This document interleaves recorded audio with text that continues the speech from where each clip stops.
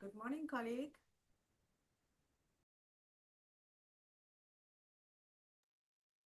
Good morning.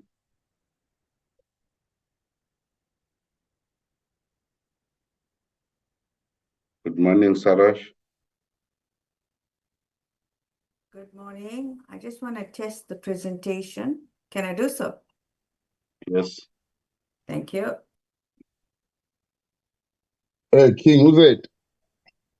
I'm fine, Honorable Malimach. How are you? Yeah, note Bila, she's not well, man. Yeah, she called me. Oh, no, that's good. Yeah, she called me and then she said I must indicate also because she was trying to get hold of I'm you. happy she also noted that side. She reported also to me. Then cannot just relax and say it is both, so it must be official. Yeah. Okay. Yes, Mr. King. Yes, Honorable Malimach.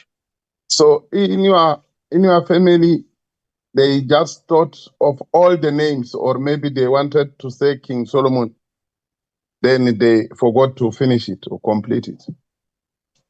No.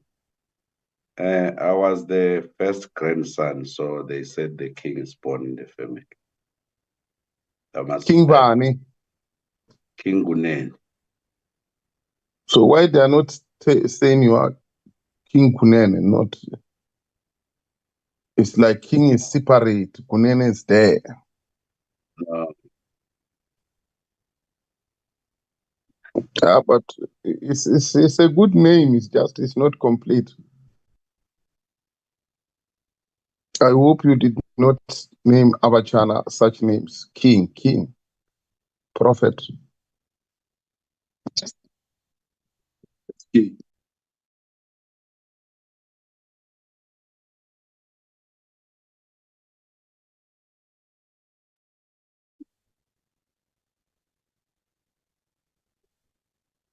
Yes,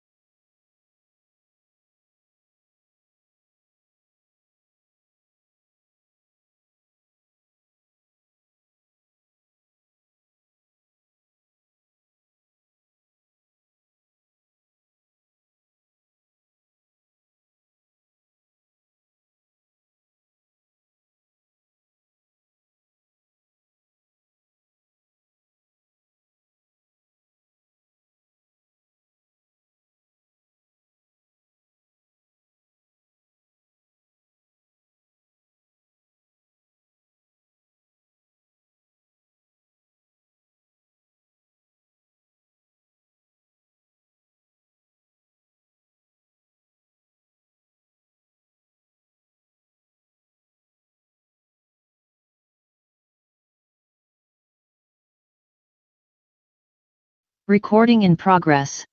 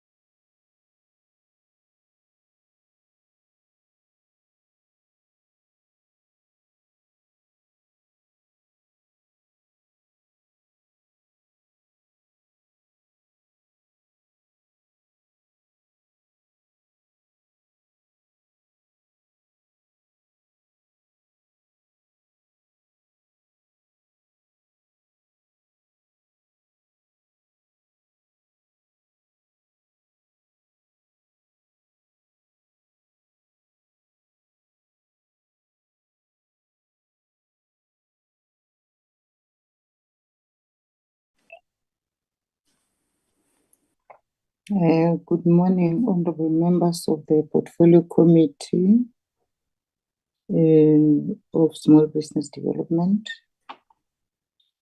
Good morning, Secretary. Can I check with you if ever all the people that we've invited managed to join the meeting, Secretary?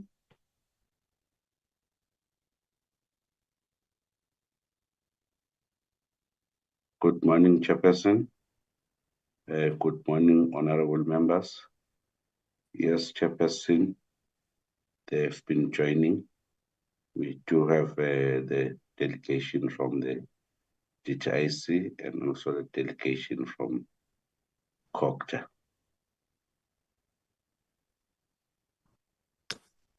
Thank you very much, Secretary. Let me take this opportunity and open the meeting officially, and also welcome the Department of DTIC and COGTA.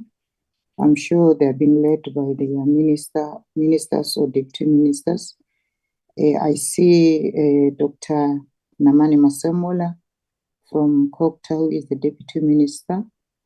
The others that I did not see, I would want to apologize. Secretary, you'll let me know. But let me welcome them and say to them that we are very honored to have them in our meeting today. It is my pleasure to welcome them indeed, because they have agreed to come to the meeting and leave their tight schedules. I know that they are always busy, but they managed to agree to come to this meeting. They are welcome. Let me welcome the honorable members of the Portfolio Committee. I see they are in the platform. They managed to join. Our colleagues from the Department of Small Business Development and our Secretariat. Welcome. The purpose of this meeting is for us to be capacitated by all what is happening, especially from the two departments that visited us today, the Department of COGTA and the DTIC. That is the purpose of the meeting. Secretary, take us to item number 2 that deals with the apologies. Good morning, Chairperson. Good morning, honorable members. Good morning, leadership of the GTIC and of COGTA, as well as the colleagues both from the department and from Parliament. Chairperson, here we've got some apologies. Firstly, the apology of our minister, who has indicated that he's attending the cabinet meeting, both with the deputy minister And then we have also received an apology from the Minister and the Deputy Minister of the DTIC on the very same note that they are in the cabinet meeting. They've received this invitation with these prior arrangements. And also the minister from COGTA has extended an apology and indicated that the delegation from COGTA will be led by the deputy minister. And then on the side of the members of the committee, we have an apology of Honorable Bilankulu, who indicated that she is not feeling well and then she was going to see the doctor. So those are the apologies that we have received, and also an apology from Honorable Singh. She said she is attending another function, so she won't be able to join this meeting. So those are the apologies that we received, Chairperson. Thank you very much, Secretary. I see the hand of Honorable Carol Mafagani. Over to you, ma'am. Thank you very much, Chairperson. Good morning, Chair. Good morning, honorable members, and also our guests. Chairperson, I want to register an apology for Kokon Chaba, who will join the meeting at a later stage. Thank you very much. Thank you very much. We are noting the apologies from the ministers and the deputy ministers who did not manage to attend. And we know that we are so unfortunate in this committee that we are meeting at the day whereby the ministers will be having their cabinet meeting. Is there any voice? No, sorry, Okay. I was coughing. I forgot to mute, sorry. All right. I thought maybe somebody wanted to talk. So I was saying we are noting the apology. We are not fortunate as this committee because the ministers are sitting as they are members of the cabinet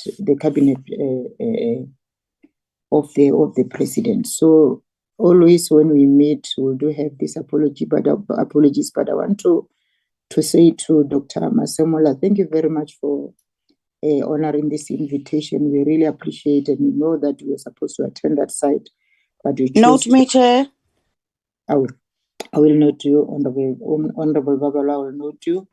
And we wish a speed recovery for Honorable Kate Bilankulu. We've heard that she's not well. And we are noting that Mam Chaba will then join us late. Thank you very much, Honorable Matulelo. No, thank you, Chair. I'm here to reject the apology of the minister because it can be that we are always fine with that kind of an apology. All the ministers are part of the cabinet.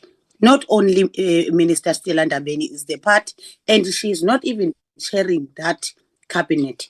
So we can't allow that. Other committees, the ministers, they make time even on Wednesdays. They make time. So it can't be correct that we are fine with the minister's apology every Wednesday is not here because it's a member of the cabinet. And the chair of chairs told us that there's nothing like that. The minister can also tender an apology in the cabinet. There's nothing that will stop her to do that if ever she takes us serious. Thank you, Chair. Thank you very much. Your rejection has been noted.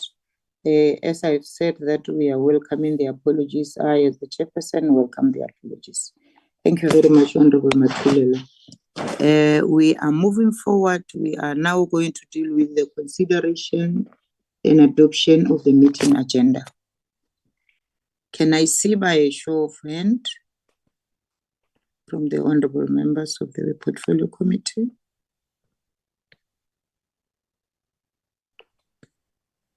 I see the hand of Honorable Kruger. Over to you, sir. Thank you, Madam Chair. Before we adopt the agenda, we must just note that Parliament starts 2 o'clock this afternoon and not 3 o'clock. So we need to finish by 1 o'clock, Madam Chair, because we also have meetings between 1 o'clock and 2 o'clock. But that's what I want to say, is just note that Parliament starts at 2 o'clock, and it's a very important sitting today. Thank you. Thank you very much, Honorable Kruger. I see the hand of Honorable Malimacha. Dr. Malimacha. Thank you very much, Chairperson. Let me take this opportunity and greet everybody in the meeting, fellow South Africans. I stand to second the move of adopting the agenda by Honorable Kruger. Thank you very much. And also to take into consideration that indeed our sitting today starts at 2 o'clock. So I wanted to request the timekeeper to then favor us with the allocation time before we start with the presentation. Content advisor. Good morning, honorable members. Chair, just to update members of the committee that we have allocated at least from 10 o'clock to 10:40, 40 minutes for members to pose questions and also to receive answers from COGTA. What will happen, Chairperson? The plan is to allocate the question and answer session equitably among all members of the committee who are present in this meeting. In other words, if there are 8 members present in the meeting, it means that 40 minutes will be divided into 8 members. We'll then calculate with Ubraking how many members are in the meeting. I will then share in the group just so that we keep time going forward. Also, on the second session, Chairperson will apply the same principle where we'll look at the number of members present in the platform.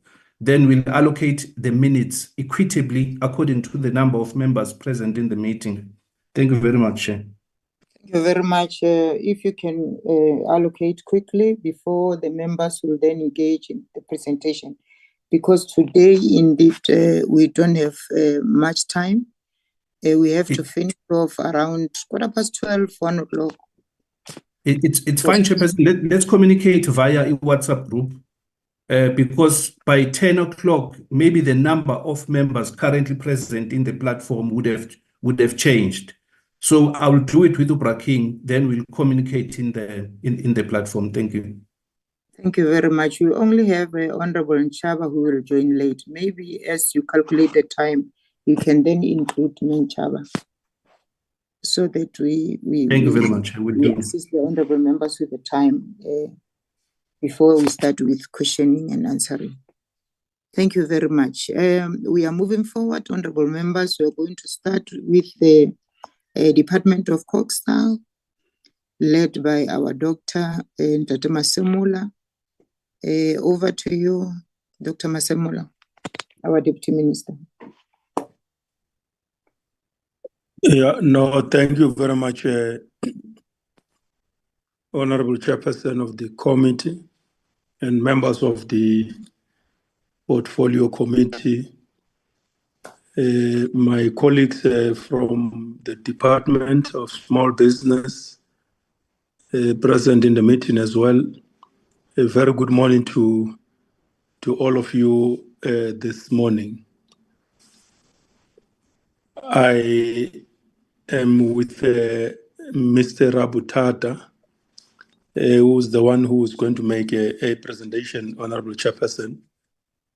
And with your permission, we could then allow him to give an account through the presentation on the work done so far with regard to this matter, which became an issue of national concern and which it's still remaining an issue of national concern until we are able to get it under control.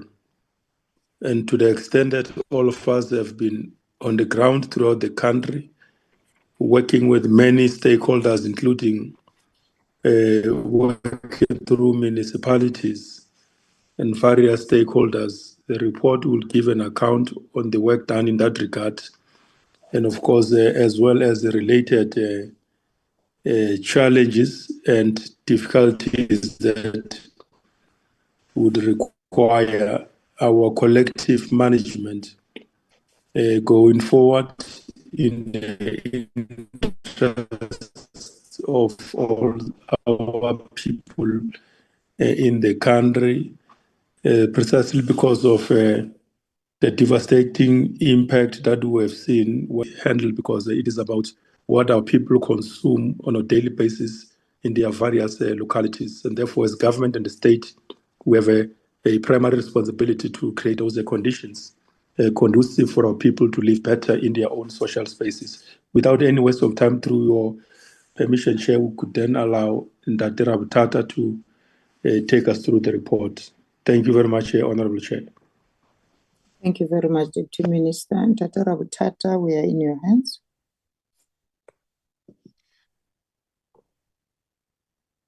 Thank you very much, Honorable Chairperson.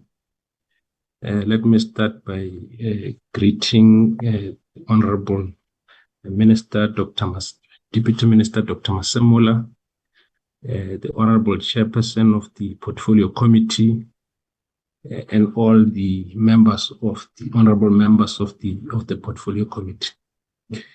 As the Deputy Minister has already indicated, Chairperson, we have prepared a presentation that seeks to respond to the brief that the Portfolio Committee gave to the department.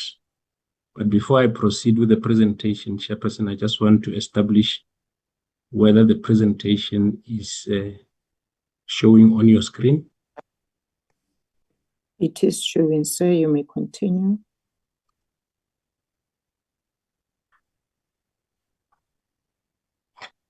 So, Chair, our presentation is structured as follows. This is the outline. We'll start with the purpose. We'll briefly paint the background that informs this work and the processes that we have embarked on.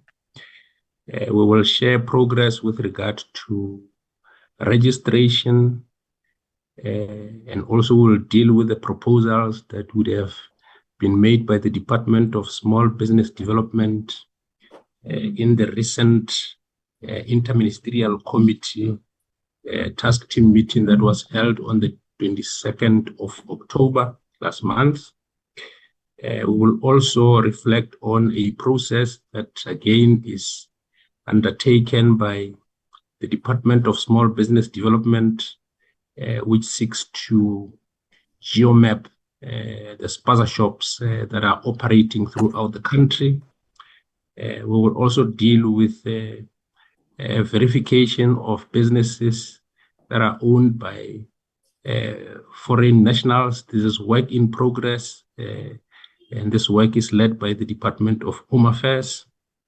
We'll also share with the committee the work that has been done by the multidisciplinary teams that have been established by and are under the auspices of the net joints, and we will conclude our presentation with an update on the state of environmental health services, but in particular the number of environmental health practitioners that are operating in the space.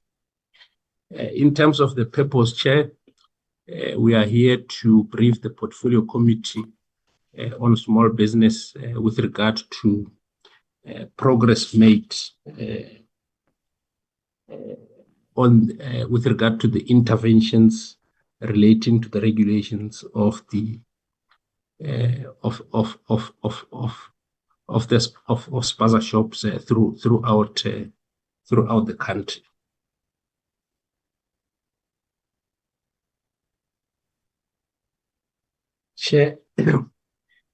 Chairperson, you will recall that in February of this year, the department, together with the Department of Small Business Development, came to the Portfolio Committee to brief the committee on a number of issues.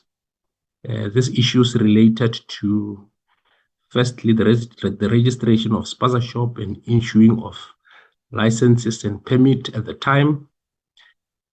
Our brief also dealt with the demographic composition of applicants that were applying for these licenses. We also reflected on efforts that were being made to forge collaborations with other departments, government departments, to deal with this matter. And we also reflected on the challenges that we encountered at the time. We are indicating that in line with the request that was made by the portfolio committee at the time, the ministry has been monitoring the interventions relating to the regulation of Spaza shops through an interministerial task team that was established by Cabinet on foodborne illnesses and illicit trade. I should indicate, Chairperson, that this IMTT is co-chaired by Ministers of COGTA and Health. It does receive reports from various departments in terms of their areas of responsibilities and functions, which are aimed at resolving the problem that we're faced with. And therefore, this update that we're going to present here is based on the reports that were made by key departments that are involved in this work in a meeting that was held on the 22nd of October 2025, last month. In the main, these departments are the Department of Small Business Development, Home Affairs, and the Department of Health. In this particular slide, Chairperson, we reflect progress insofar as the registration of Spaza shops and other food handling businesses are concerned.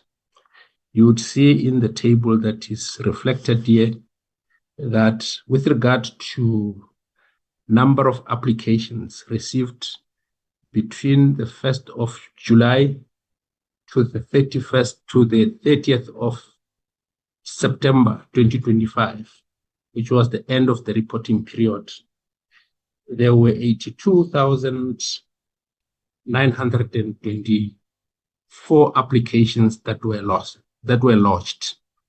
A majority of these applications were lodged in the following provinces: KwaZulu-Natal as number 1, Gauteng as number 2, Northwest as number 3, the Eastern Cape as number 4, and the Free State as number 5. As I said, this brought to a total of 82,924 applications. With regard to applications lodged by owners that were of foreign national, the total figure as of the 30th of September 2025 was 30,617.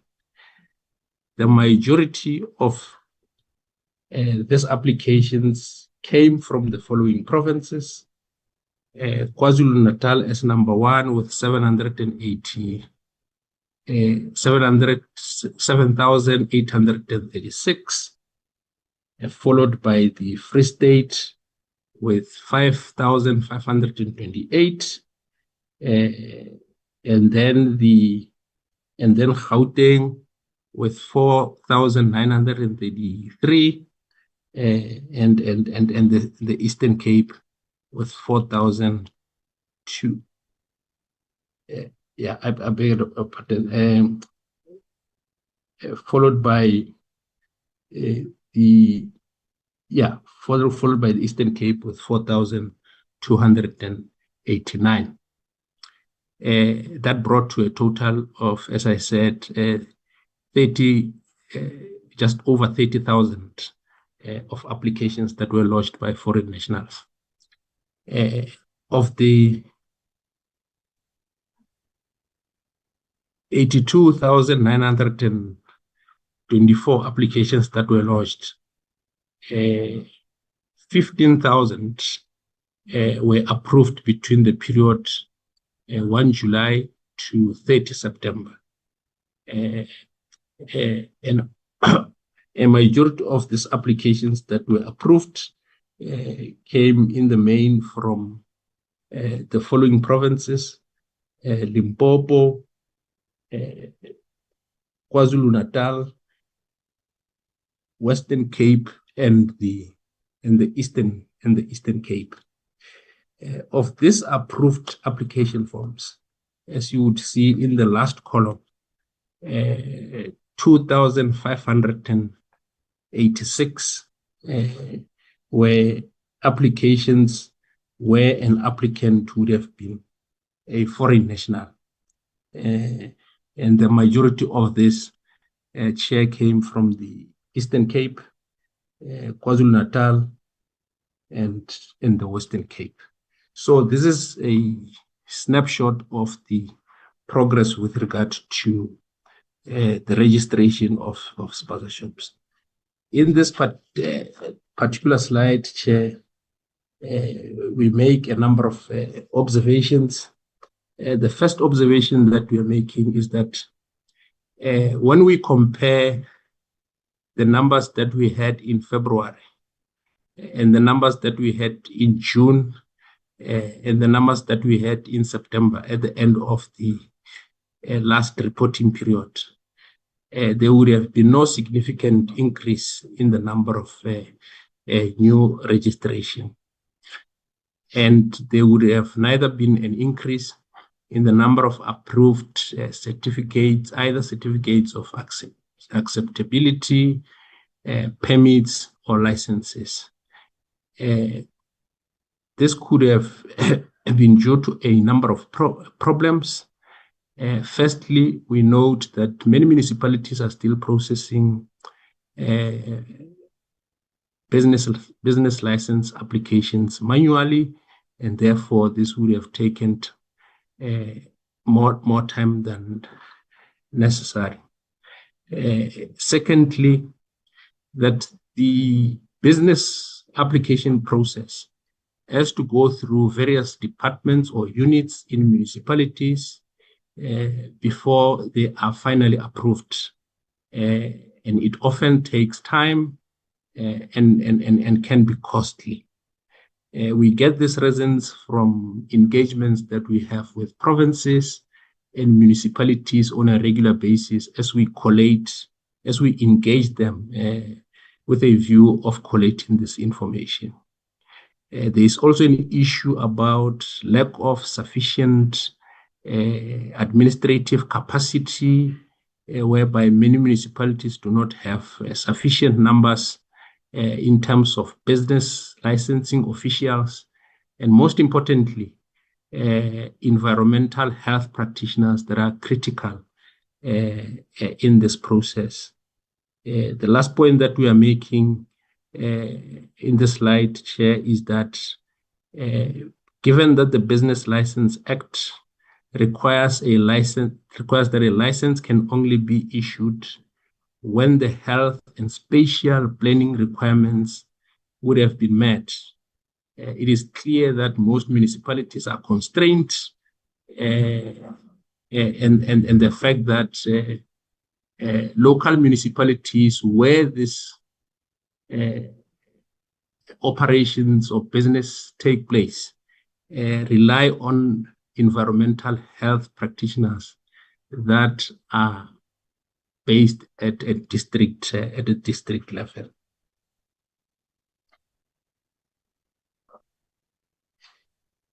There are a number of proposals that Chair were put forward, as I indicated in the recent IMTT meeting that was held, and one of them is that national and provincial departments and their concomitant agencies are encouraged to observe the provision of the Business Act, and that they should recognize and as well as accept opposite licenses that may have been issued by municipalities as licensing authority in order to fast track this whole process of licensing across municipalities, districts, and metros. This practice is already being implemented. For instance, in the Western Cape and the Northern Cape, municipalities are already issuing certificates of acceptability as opposite licenses to Spaza shops.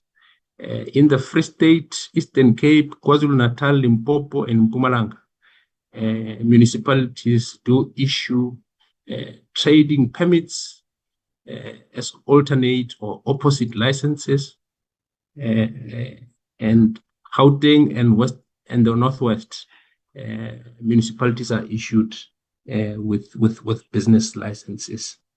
We also indicate that businesses issued with trading permits or certificates of acceptability as opposite licenses by their respective municipalities should be considered as licensed as per the provisions of the Business Act, and therefore should receive all the business development services and funding from government departments and agencies.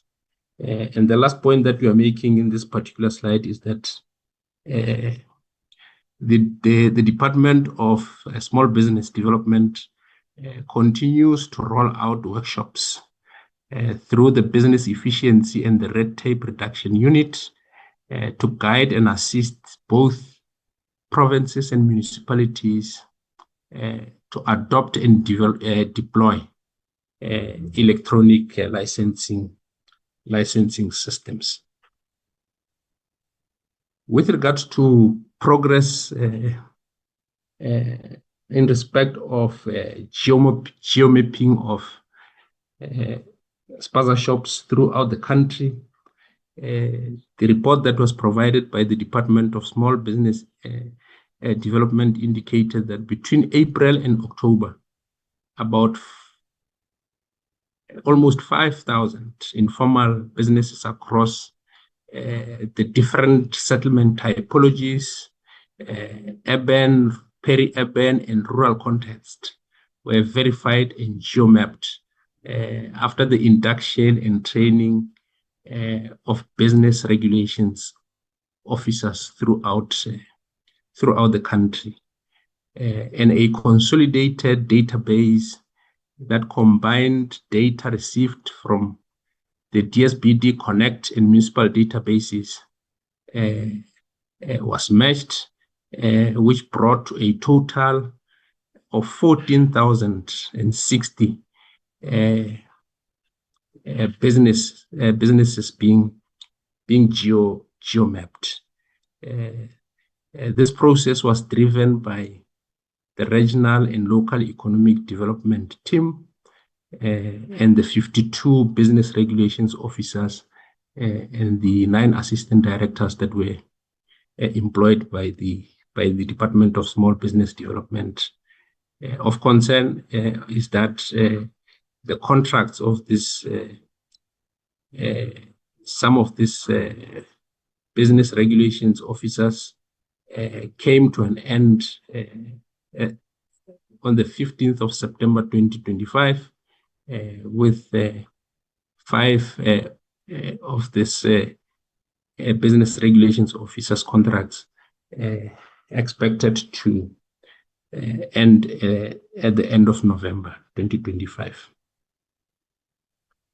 Chair, in the next slide, we deal with progress with regard to the verification of businesses owned by foreign nationals.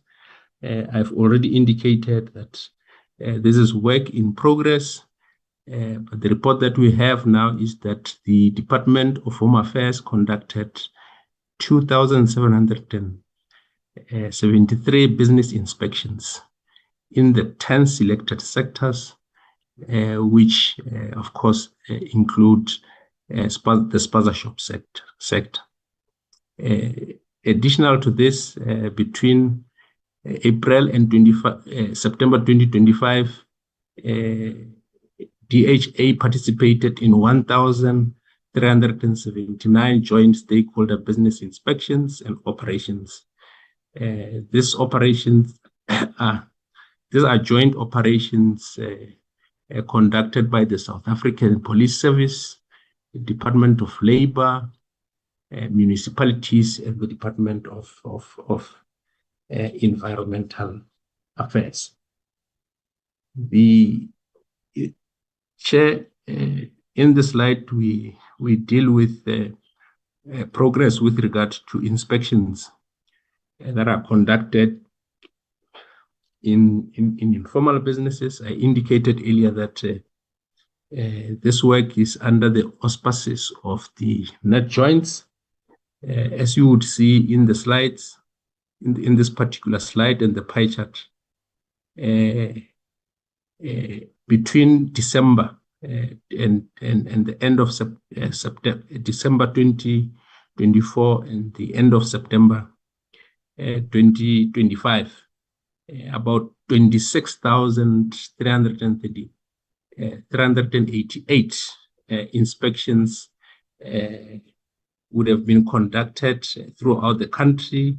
And the figures, I'm not going to go through them in terms of the various number of inspections conducted in the provinces, but just to indicate that the highest number of inspections would have conducted in the Western Cape.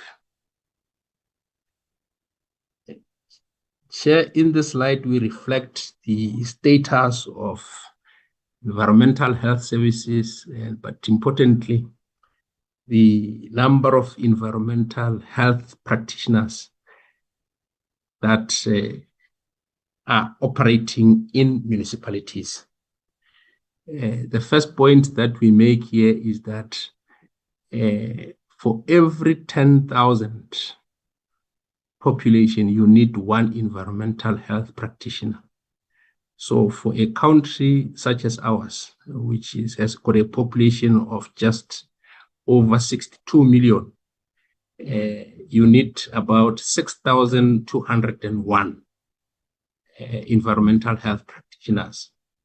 And you will see in the table that we are presenting here that we currently, throughout the country, have 1,751 environmental health practitioners.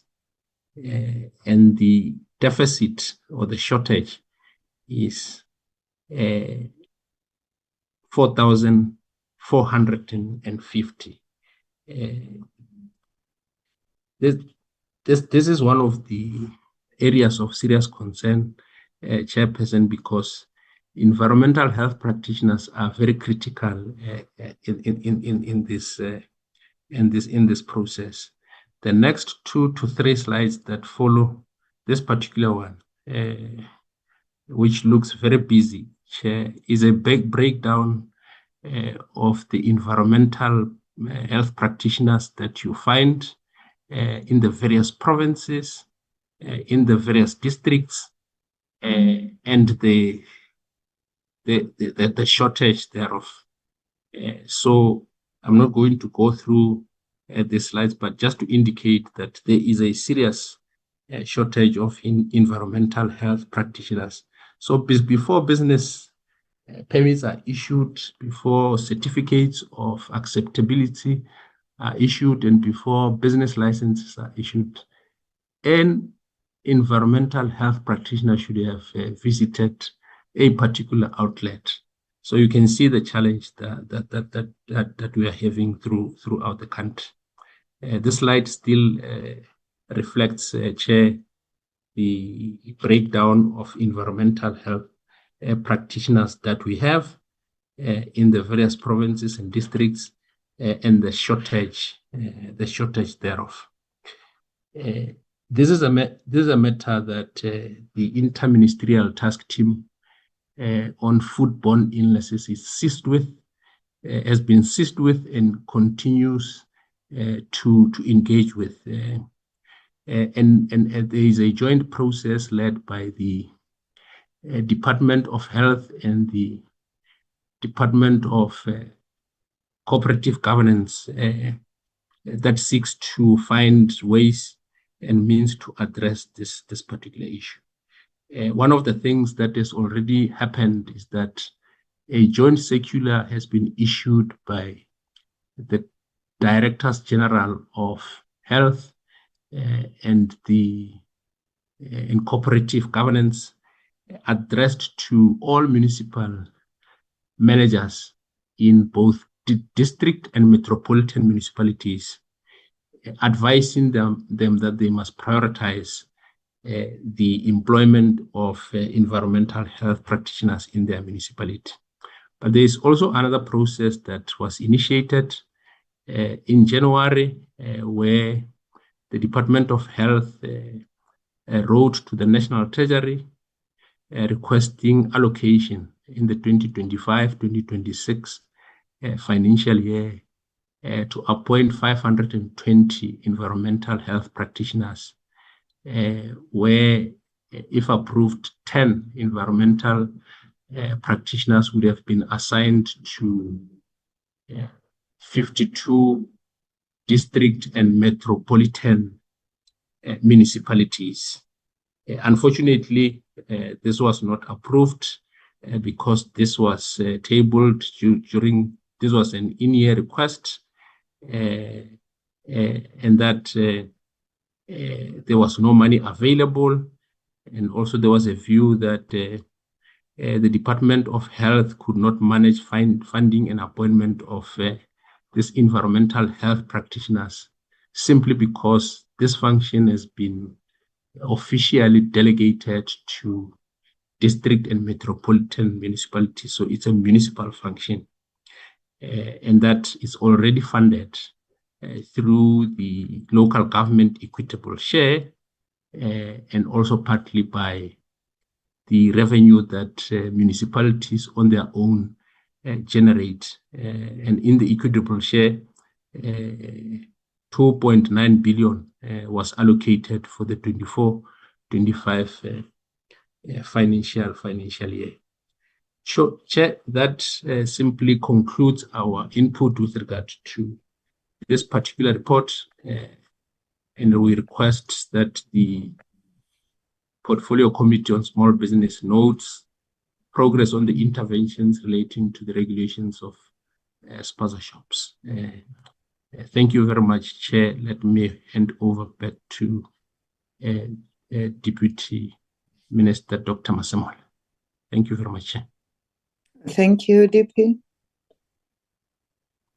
Yeah, no, thank you very much, Dr. Rabutata, for the presentation. And Chair, Honorable Chair, that is the report that we are having on our site to update the Portfolio Committee through your good self as the leader of the committee. That's where we end our presentation, Honorable Chairperson, and thank you so much. Thank you very much, Deputy Minister, and thanks, Dr. Rabutata, for the presentation of your report.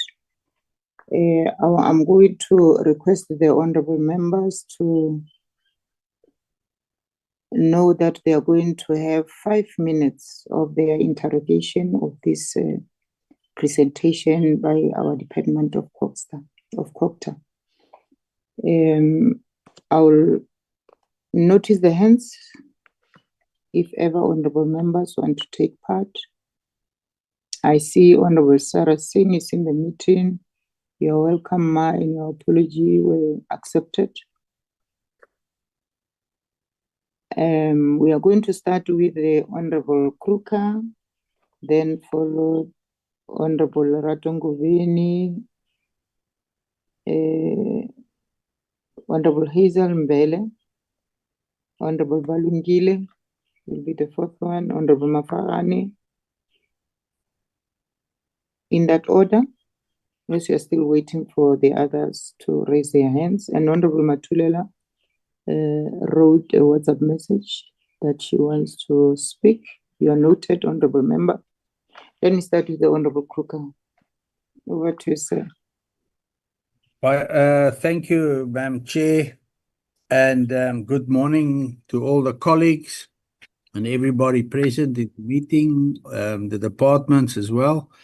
And just allow me to appreciate the presentation. Of course, there is still a lot of work to be done.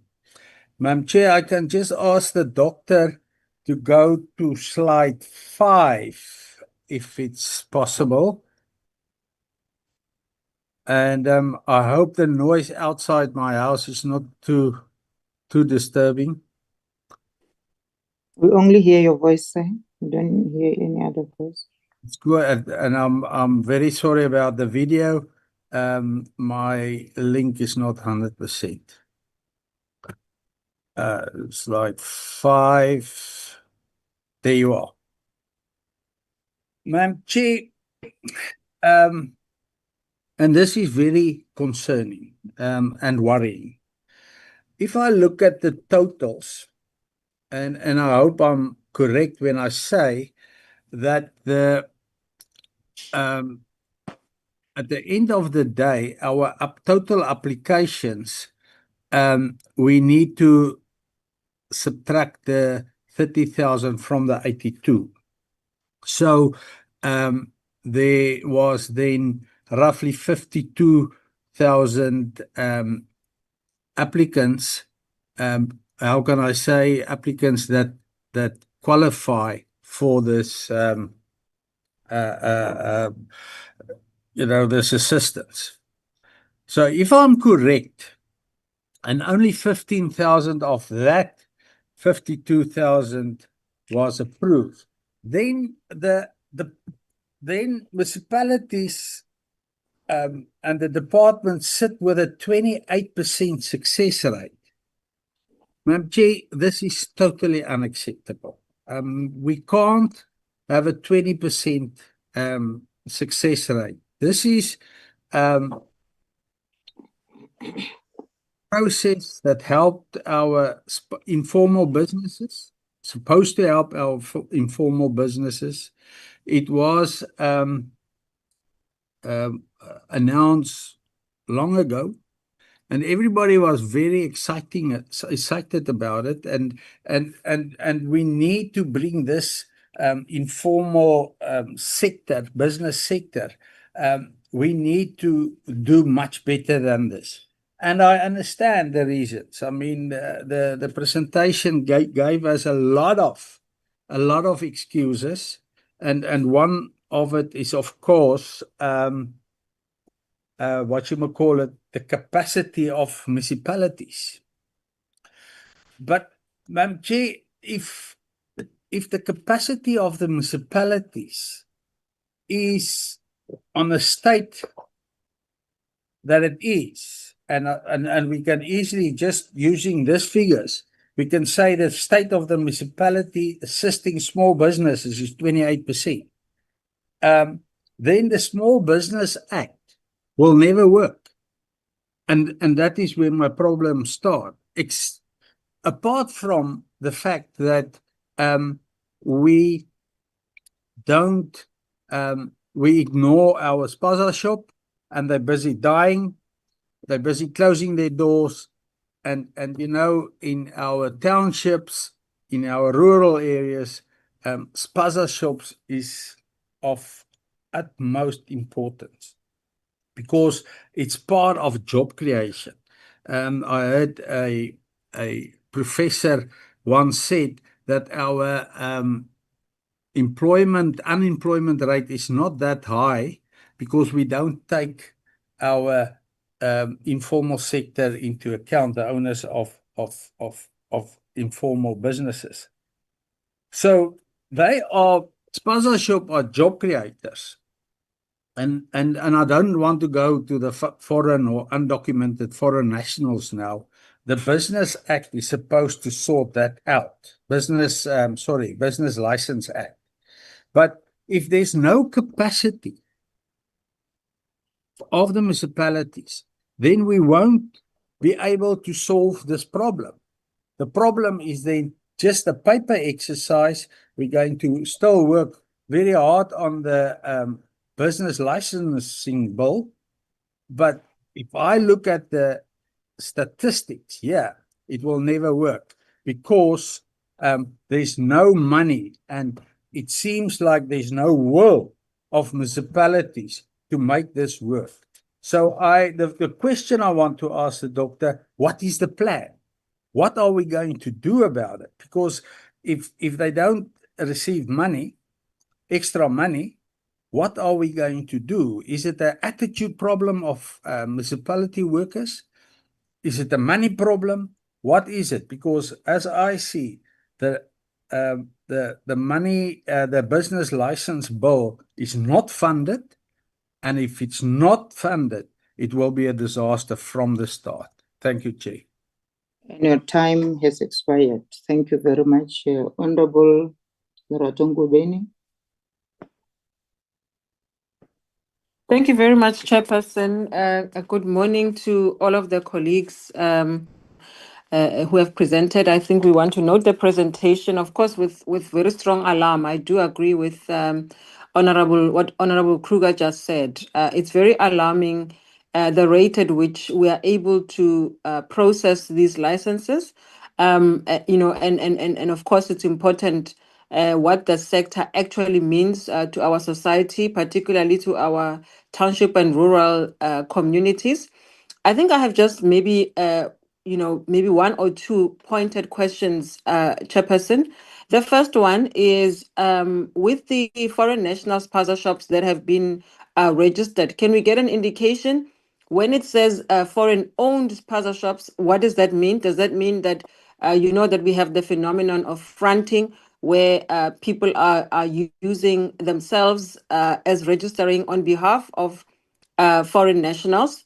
Are these owned, properties owned, and these businesses operated and owned by foreign nationals? I just want to get detail on that. And also legislation says that if you are a foreign national coming into South Africa, there's a quantum of investment that you must pour into our own fiscus so that you can operate and also partner with a South African who is here. What level of detail do we have on that? I would like to know whether the registration process is also policing that, because if we've got over 30,000 of these particular kinds of businesses, then the quantum of 5 million rand investment, we would need to know where is that. We keep on asking who is tracking that, and we've never really received a definitive answer. If we can please get that level of detail so that we can have assurance that the people who are receiving licenses, we are not now legalizing the illegal. Because if people have been here illegally, the people who have been registering, what is their status in the country so that they can operate? The second question related to this, Chairperson, which is also very worrisome, given that we are talking about unemployment, particularly among the youth in our communities. These Spaza shops, are we checking as to what is the ratio of employment and who is working in these Spaza shops? Because oftentimes when we do oversight, we come across the fact that you will find that it's mostly either family members, children, uncles of the very same foreign nationals who are working there. How is the municipalities, and I know that this cuts across all spheres of government, are concerned in this regard. I just want to get a sense as to how are we managing to police that? Because already with the health inspectors who are in critical and chronic shortage, I just want to get a sense as to what is the plan to ameliorate that. Because as Honorable Kruger has pointed out, if what this report, as we are receiving it now and we are noting it, without mitigating plans, then it means that legislation is just there. It will never actually be effected. And we'll come back to this notion that we've got good policies and implementation is poor. If I can just get clarity on that, Chairperson, those are my questions. Thank you. Thank you very much, Honorable Ngobeni. The Honorable Member Hazel Mbele. Okay, thank you very much, Chairperson. First of all, let me just greet the Chairperson and the Deputy Minister, if I heard well, who is present in our meeting today, and the honorable members that are here, the committee members, and also the senior and the junior officials that are here. The Chairperson, my concern, first of all, I've got a question in terms of the Spaza shop from COGTA. Whether did they really do the database when they did the budget of the Spaza shop? They didn't do whether they have done they collected the data or to profile the Spaza shop, where at the same time, so that when they do the budget, they do it according to the Spaza shop that are owned by the South Africans, obviously, because I don't think they can do a budget for the foreigners, because like the latter speaker have said, in terms of the laws of this country, that they are supposed to be at least having the minimum of investment of 5 million and above. So whether they have done that. And then again, in terms of the issuing of the licenses, I think this delay as well is causing also the abuse of our informal traders that are selling on the street. Because what happens, what I see, how I view it as a criminal act.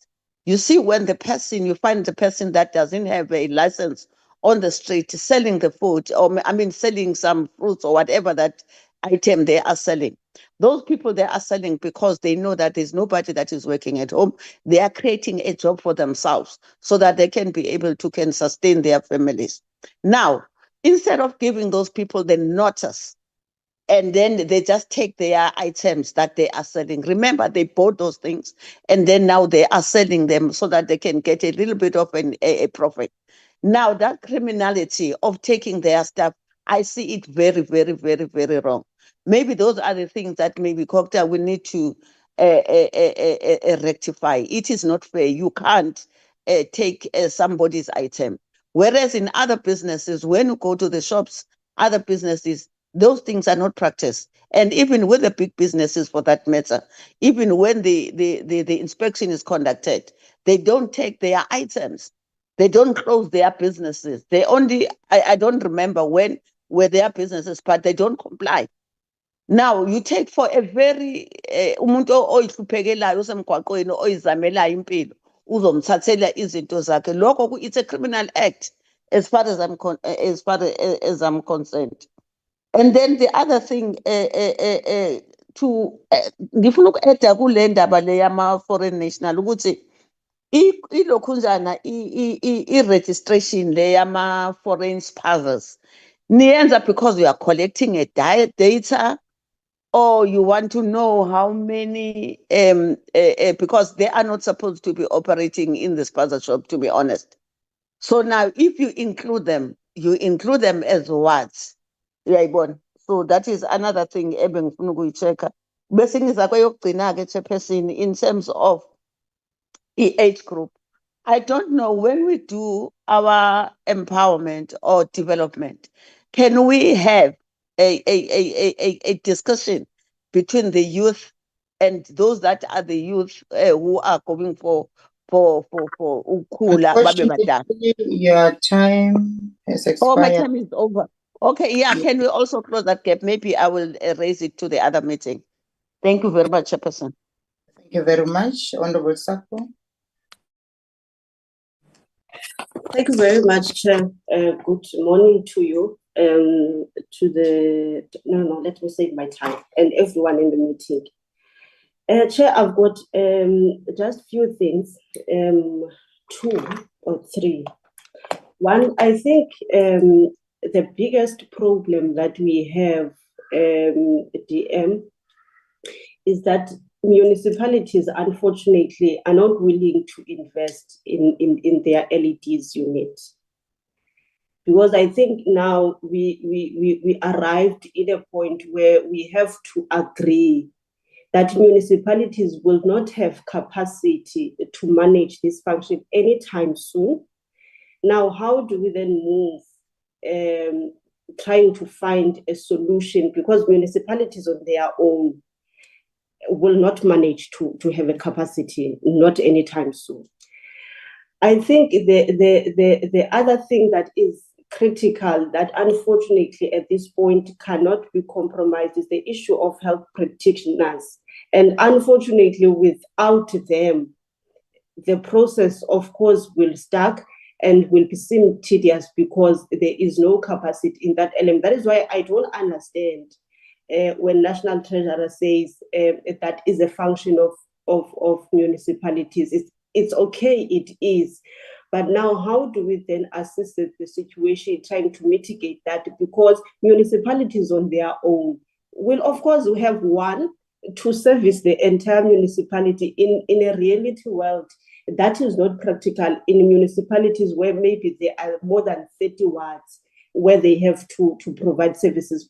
For me, I think we will need then to have a conversation. How do we then try to force municipalities to take their LEDs unit very serious? I understand it's another different sphere of government and COGTA's responsibilities to provide support, but at some point we need to have a conversation and try to manage the situation. The second thing, Chair, is that I see as a gap, because some of the things, Chair, that are presented here are some of the things that were presented in our last portfolio committee meeting, and some of the challenges seem to be similar, and some of the mitigating factors seem to be similar. What then needs to happen is how do we then put them together and have one solution? Because when it speaks to licensing and permits, if we don't have a uniform approach, yes, I understand municipalities are different, but if we don't have a uniform approach, it will then be difficult to solve the situation. You know, on the issue of registering, I don't understand. You see, in the Eastern Cape, you can tell that almost 50% of foreign-owned Spaza shops are registered. But when you go to the South African Spaza shop, it's almost 35% that are registered. You then don't understand where do we prioritize what, because in a situation like this, we'll then have to prioritize our own South Africans. Yes, of course, taking the issues of compliance very serious, because they need to be taken serious, especially to those that I have related. But how do we then capacitate and make sure that those that are rejected, they do meet compliance at some stage? Because we cannot just say some of them did not comply, then therefore they are unable to be registered. But how do we then assist them to make sure that at least at a later stage they are capacitated enough to meet the criterion? But for me, it is a serious concern. In terms of numbers, it's serious concern. And yes, I agree with Honorable Ngubeni. We need to check the legal status of those foreigners that are registered, because for me, you can't prioritize them over our own South Africans. So I think there are things that we really need to come closer to them.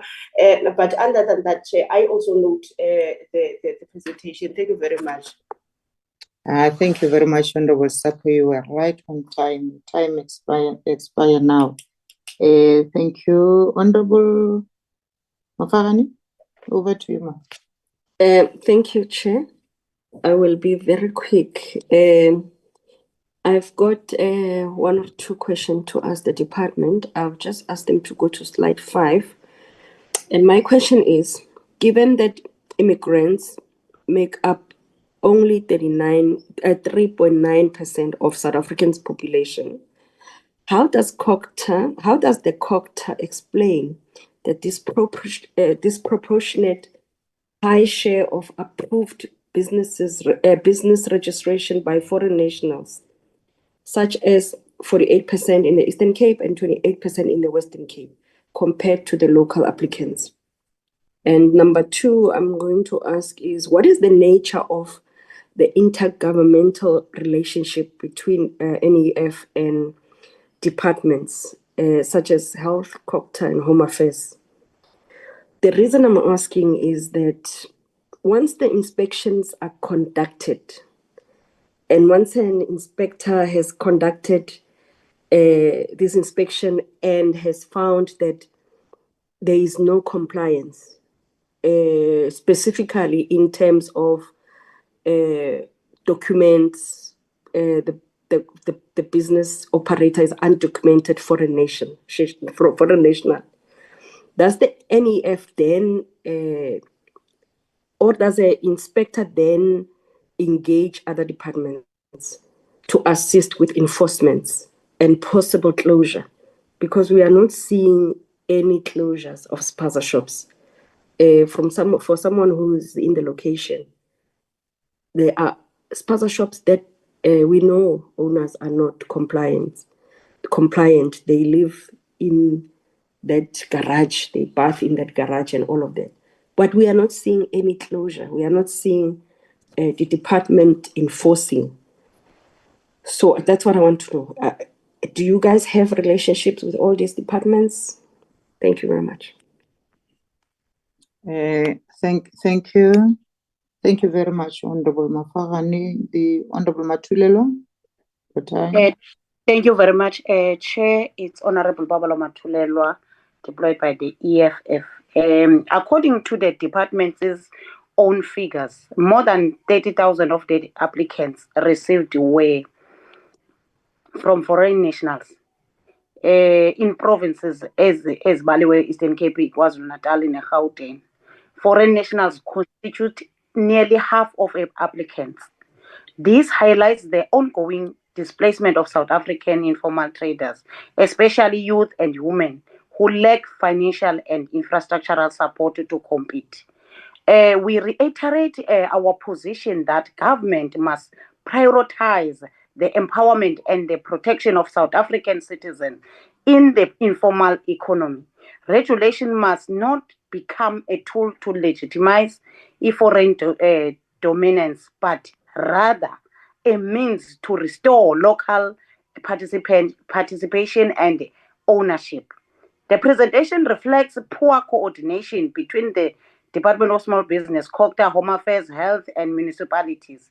Each department operates in isolation, from mapping to licensing to environmental inspection without an integrated national framework or clear accountability. We call for a centralized regulatory system for informal trading that consolidates licensing, inspection, and support under one digital platform managed by the Department of Small Business, linked directly to Home Affairs and USARS. There is no evidence in this presentation that the Department of Small Business is linking regulation with empowerment. Regulation and licensing alone do not create sustainable livelihood. What is missing here, Chairperson, is an access to affordable funding, infrastructure, and cooperative bulk buying schemes, support for township and village-based micro enterprises owned by South Africans, enforcement against foreign nationals operating without proper immigration and business documents. We propose that every registered South African Spaza shop be linked to a local enterprise support hub, providing supplier development assistance, financial literacy training, and direct access to Department of Small Business SEDA and CEDFA grant instruments. So therefore, we direct the department to digitalize all business licensing system and integrate them into a national database within 12 months.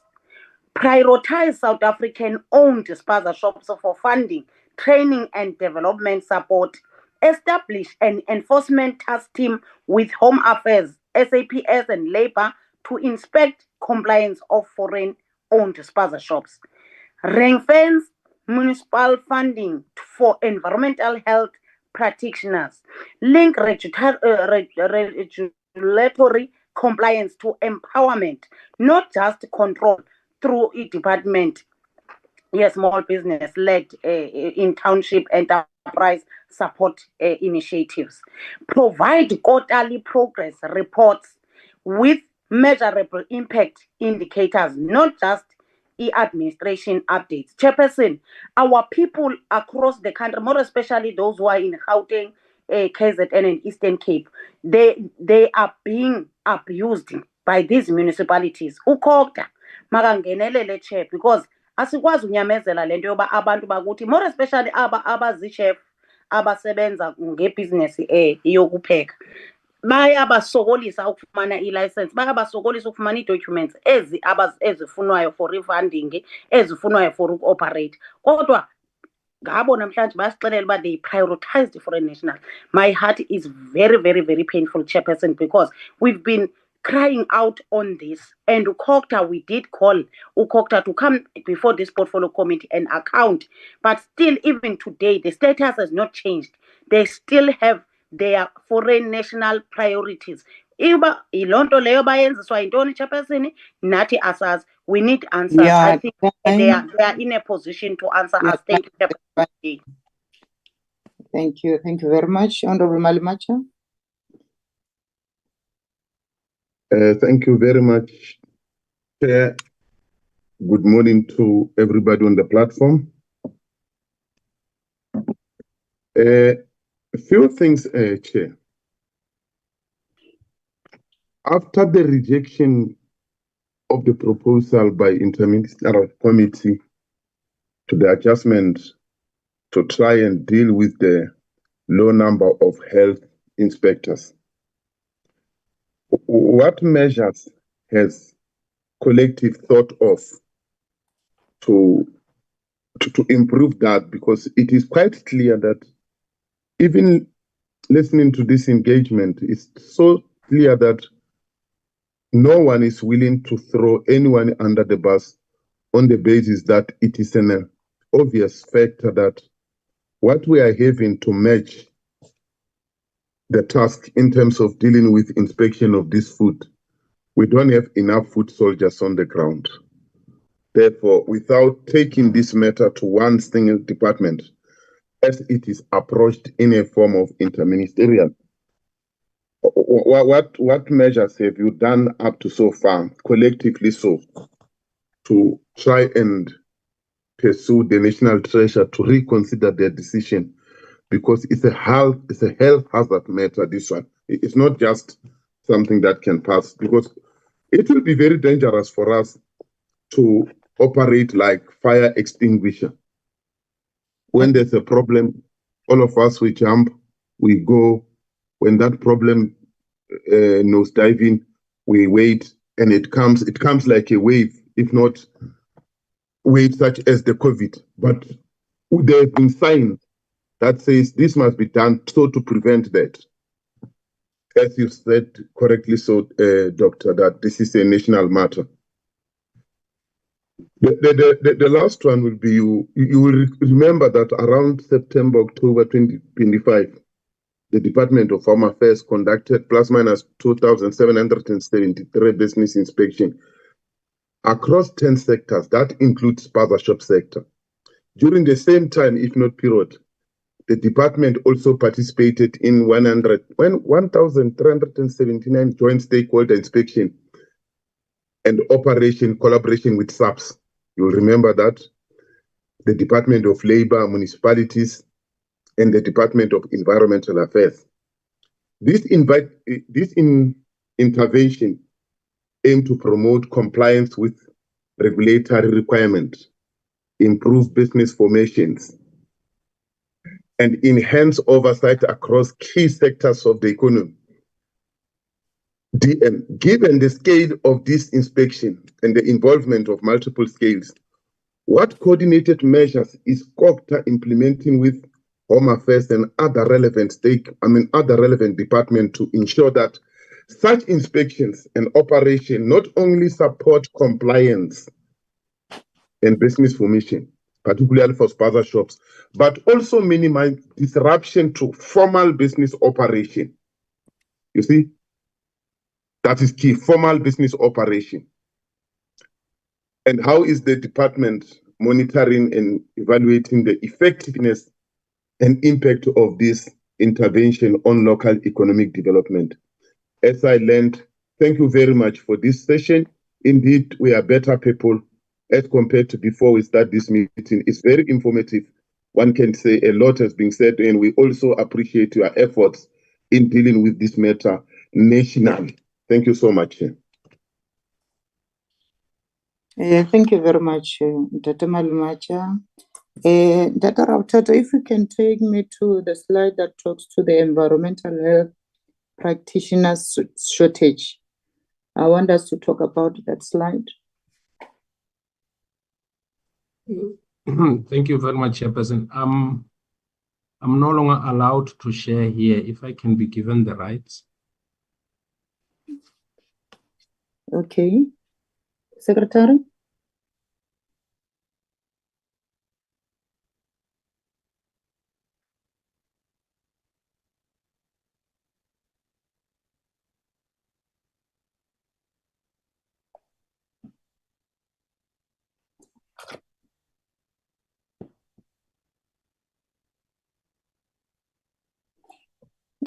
Thank you very much. You know, no. It is in a form of a table. Yeah, I think it's this one.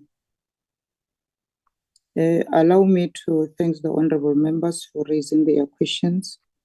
And on this slide, I was worried about the shortage of those who are dealing with the environment. If you can check, especially on Gauteng, in Gauteng province, there's a shortage of 1,053. And then I'll cite only 2 examples. And then you go to Limpopo, where it is a rural-based area. There's a shortage of 536. So I don't know whose responsibility is this one to make sure that we don't have this shortage, because we cannot just say people are not educated, we don't have people who can occupy this space.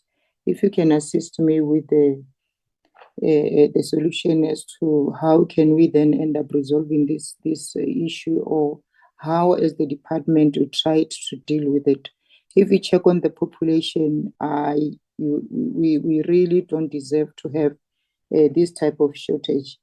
Yesterday, when we were attending the participation of our department in Western Cape with regard to the issue of a business bill, many business owners said yesterday that poor coordination between national, provincial, local government is holding them back. Small business owners said policies can be good, but it does not reach people on the ground. COGTA is not working well with the DFIs, especially when it comes to getting funding and access to markets. And they also said there is a lack of trust on the ground. And also what is happening with COGTA and how we are going to help our small business better. They also said we cannot be a barrier of our own people. So truly speaking, I really want to know as to how COGTA is working with the traditional leaders to help assist with registrations and solving of this issue of health inspectors. I attended the presentation from the beginning up to the last. So now, if I see this shortage and compare it with the complaints that were raised by the people in our consultation area, really it makes me to have no faith on the department. Can I be assisted? I'm going to allow the department to respond to all the questions in 5 minutes. If they can do that, I'll be happy. Over to the department. Well, thank you very much, Honorable Chairperson. Let me just start with a disclaimer that, as you are rightly indicating, that in 5 minutes we could respond to all what the leaders have said.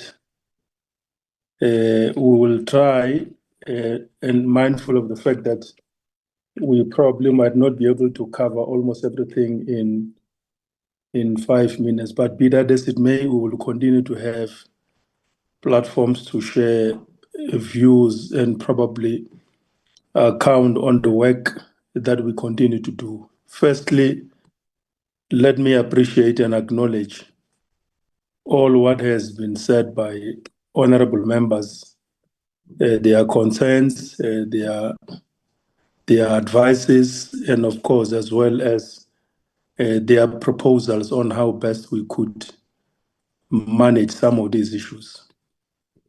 Firstly, as I was categorizing the comments, just to give my summary on behalf of the department, I think the biggest issue, Chair, in relation to how do we want to manage the immigration-related complexities and difficulties that surrounds and characterizes our socio-economic landscape as a country.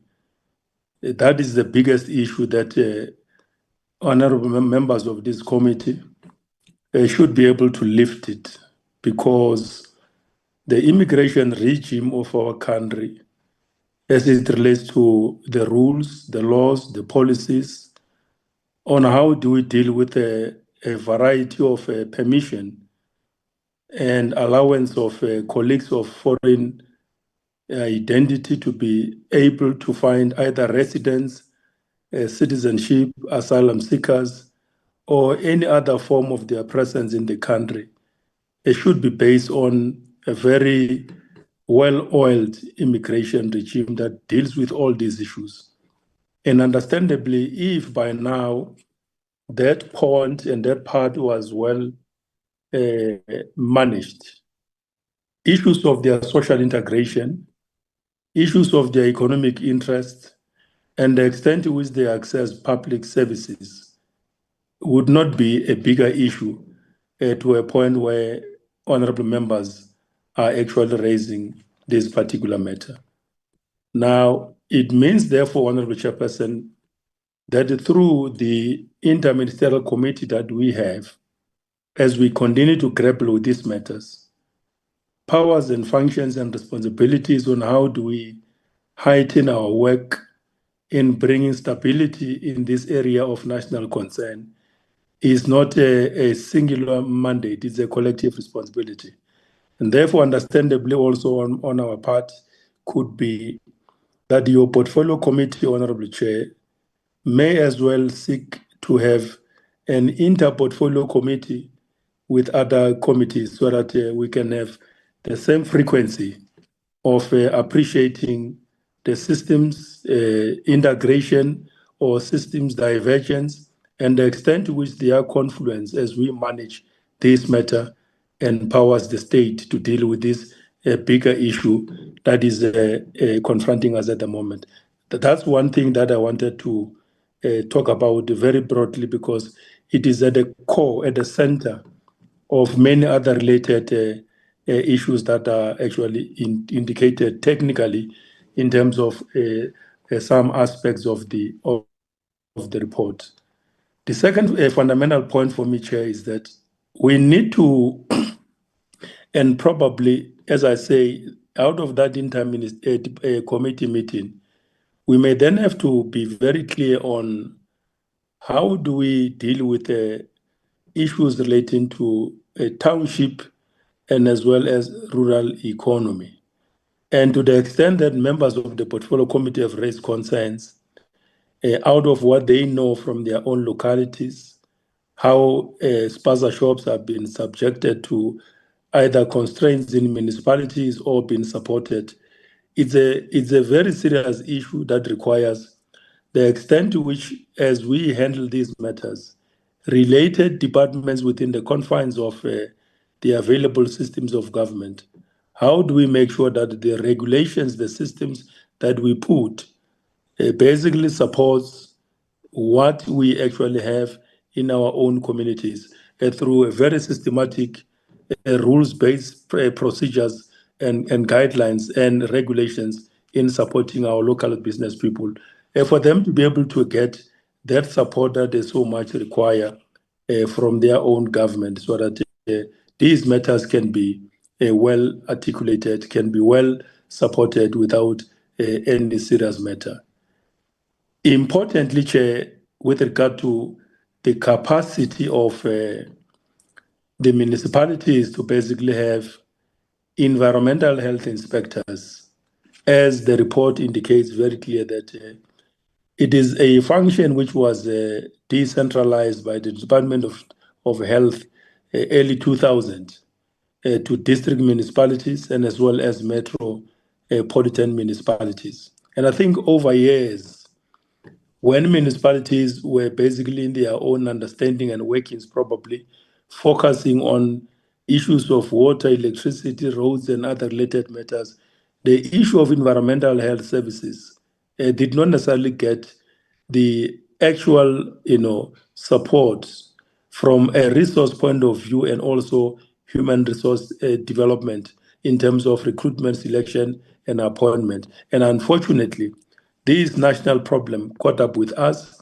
and it actually indicated very clearly that our municipalities do not have that capacity which they are supposed to be having. And to the extent that the report says all the endeavors for National Department of Health to want to take over this function by providing, in fact, there was a commitment to give each district in our country 10 environmental health inspectors or health practitioners through what the Department of Health wanted to do as an immediate intervention.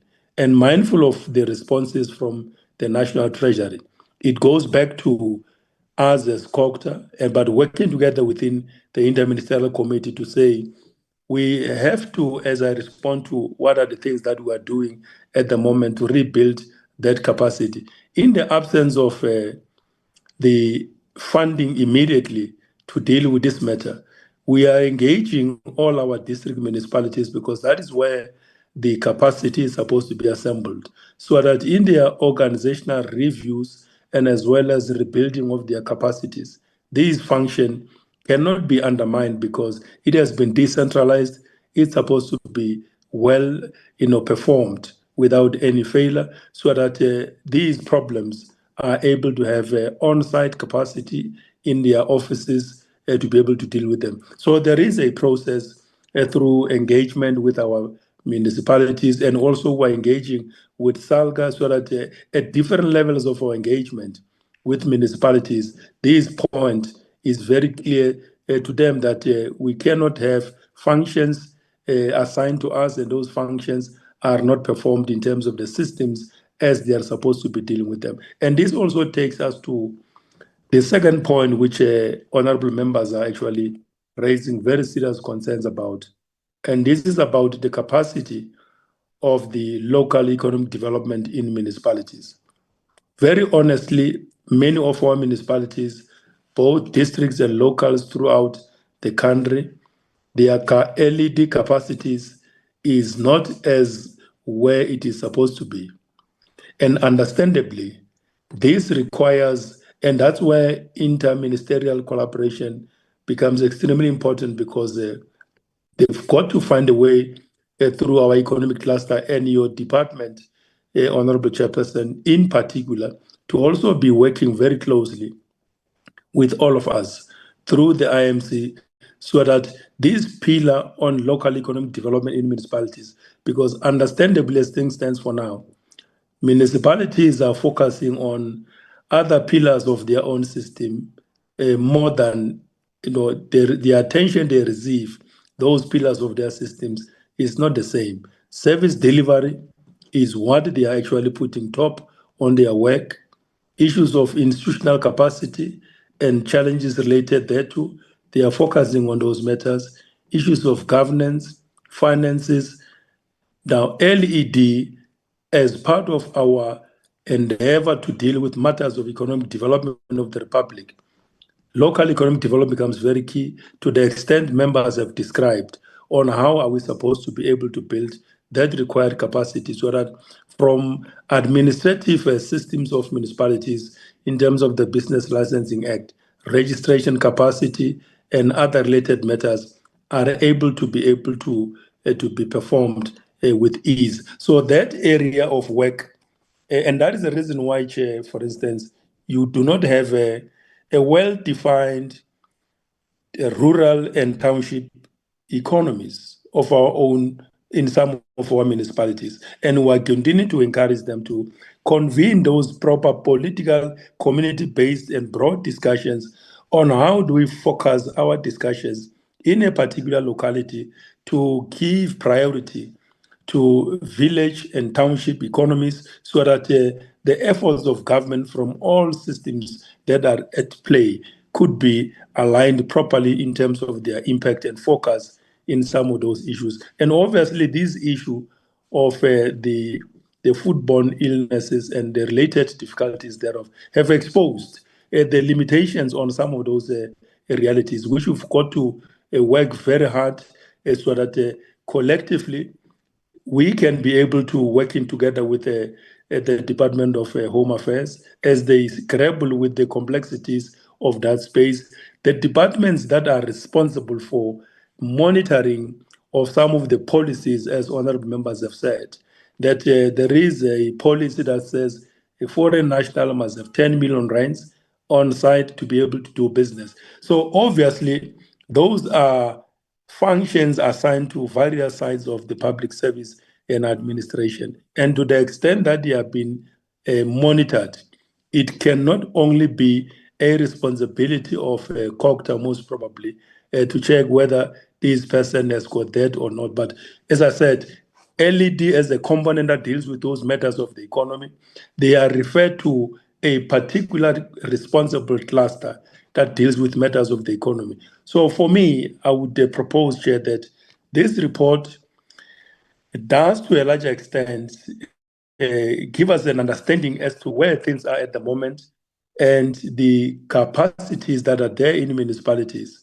to register these businesses. And clearly, it shows that local people, the context that is there with colleagues of foreign identities, they are here in the country, and we cannot be seen to be xenophobic. Those who the papers from Home Affairs are saying that they are legalized, the law does not exclude them from social integration, economic activity, and that is the reason why I said in my beginning of my response that what we need to be able to deal with at this level of leadership is to reassert our authority from an immigration regimes on rules, on laws and policies, and related regulations on how broadly all these matters impact on the sovereign state of the Republic of South Africa, and therefore its systems to respond to matters of its own citizens, working together within the confines of the international conventions that are applicable in this case. And obviously, through all these matters, Chair, we would be in a better position going forward to address some of these matters. And I think to the extent that honorable members have raised these issues, we take note of these concerns. As we continue to engage with our colleagues in municipalities and through the IMC, we will give feedback to the IMC that from the portfolio committee we have attended on small business department, this is what is emerging as very clear problems. And of course, we are working together, Honorable Chair, with traditional leaders. COGTA is not complete without the component of traditional leaders. Then that is the reason why it is cooperative governance and traditional affairs. Now, all these matters, we are grappling, working together with our leaders of royalty throughout the country, not necessarily not noting the complexities and the difficulties that we continue to come across as we move along with all these issues from different sides of the country, the interface between our municipal administrations and as well as traditional authorities. But it's a function that working together with them, we've got to restore stability, we've got to restore order in many parts of the country as we actually give protection to the South African people. The last point, which for me, as I say, the discussion on the villages and township economies is very important to actually look at it, Honorable Chairperson, because the assessment of the streams of economic activities that are there in those many localities must be reasserted. For instance, if you were to look at the hardware industry or business all over the country, you may have to interest yourself to want to understand where is it,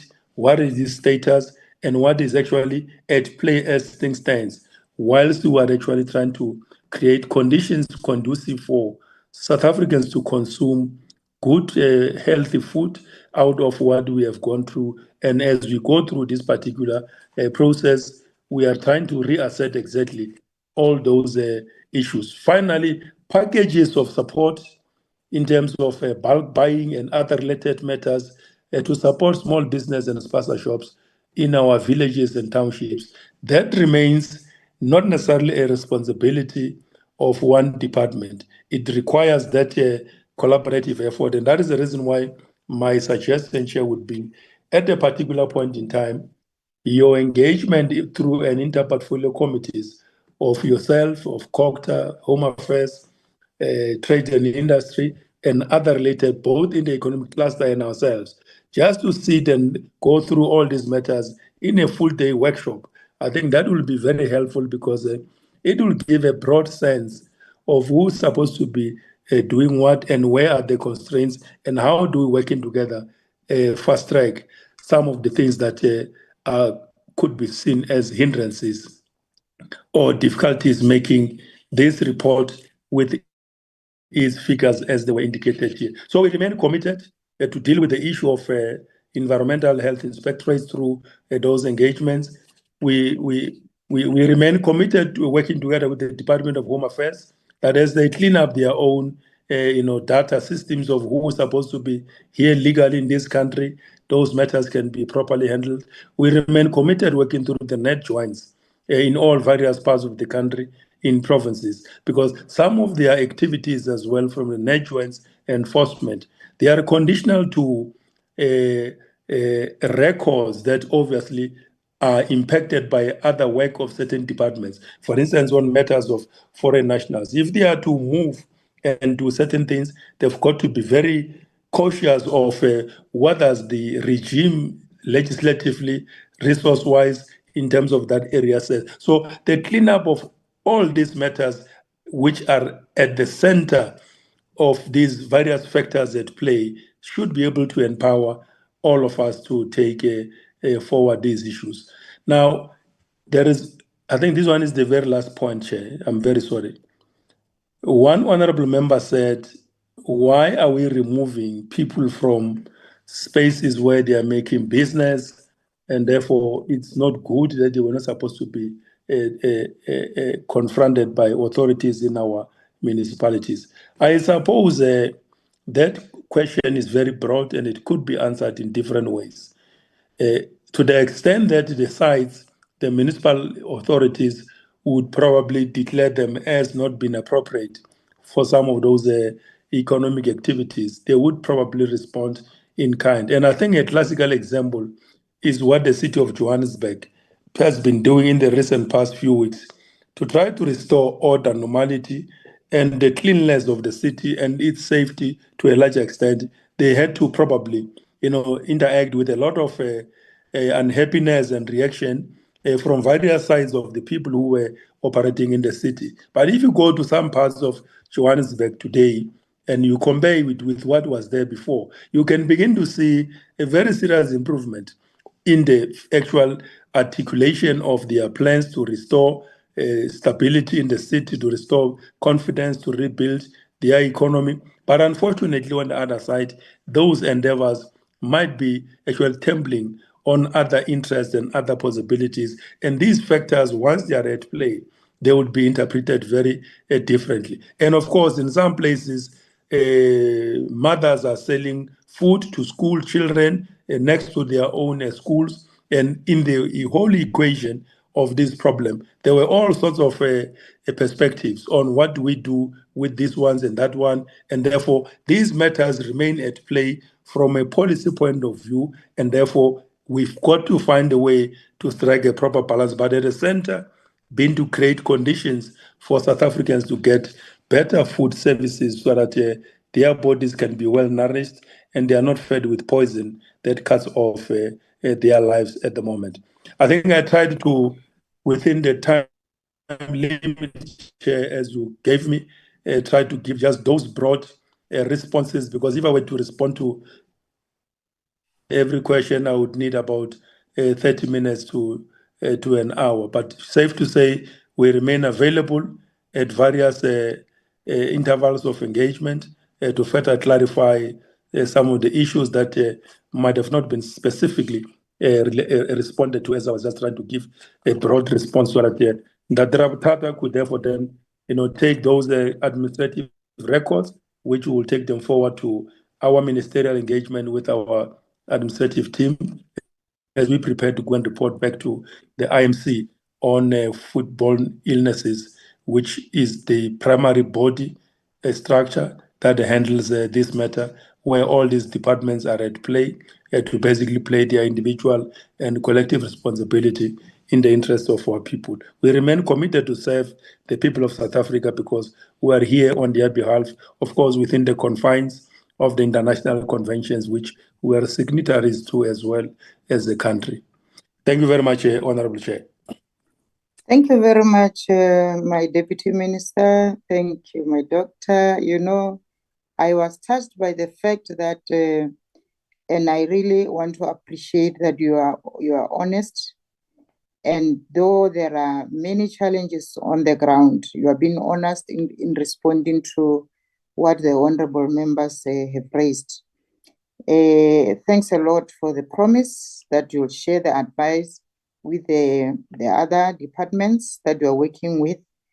And I was also touched by the fact that you are available. If the honorable members still want to continue to communicate with your department, they can do that through the internet. I'm sure they will email you and your department will be able to respond.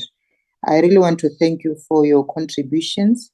Indeed, we are behind schedule. We don't have time. I wish we were the ones who were controlling the time. Otherwise, we're going to give you an hour to respond to each and every question between lines.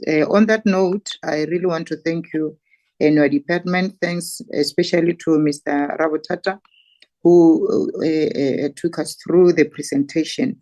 On that note, we can release you and then we go to another department. Thank you very much, sir. Thank you very much, Chair, and all the best with the meeting. Thank you. Okay.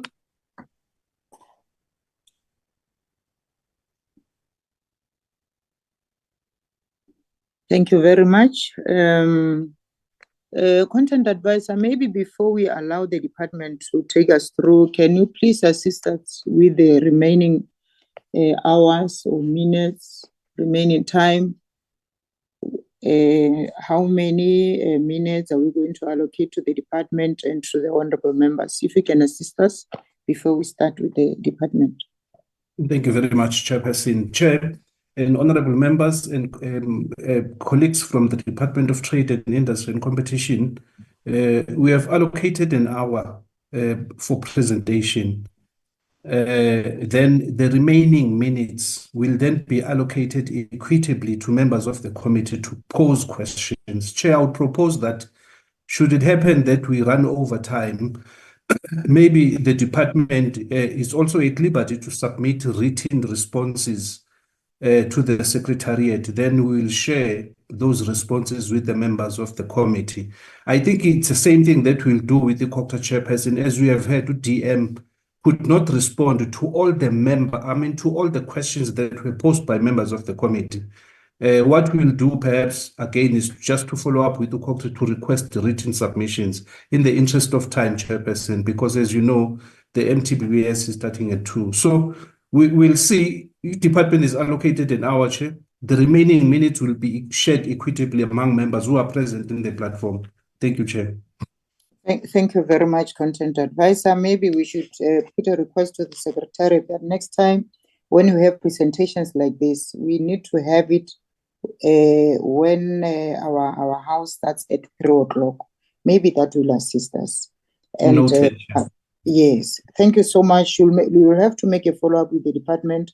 The Deputy Minister made a commitment that they are available for us to respond to us. Then this is the time for the department. If the department can make sure that they don't use that speed of a chameleon, but they try to rush, though we will need to understand them so that the honorable members can have an ample time to talk to the department. Who is going to take us through?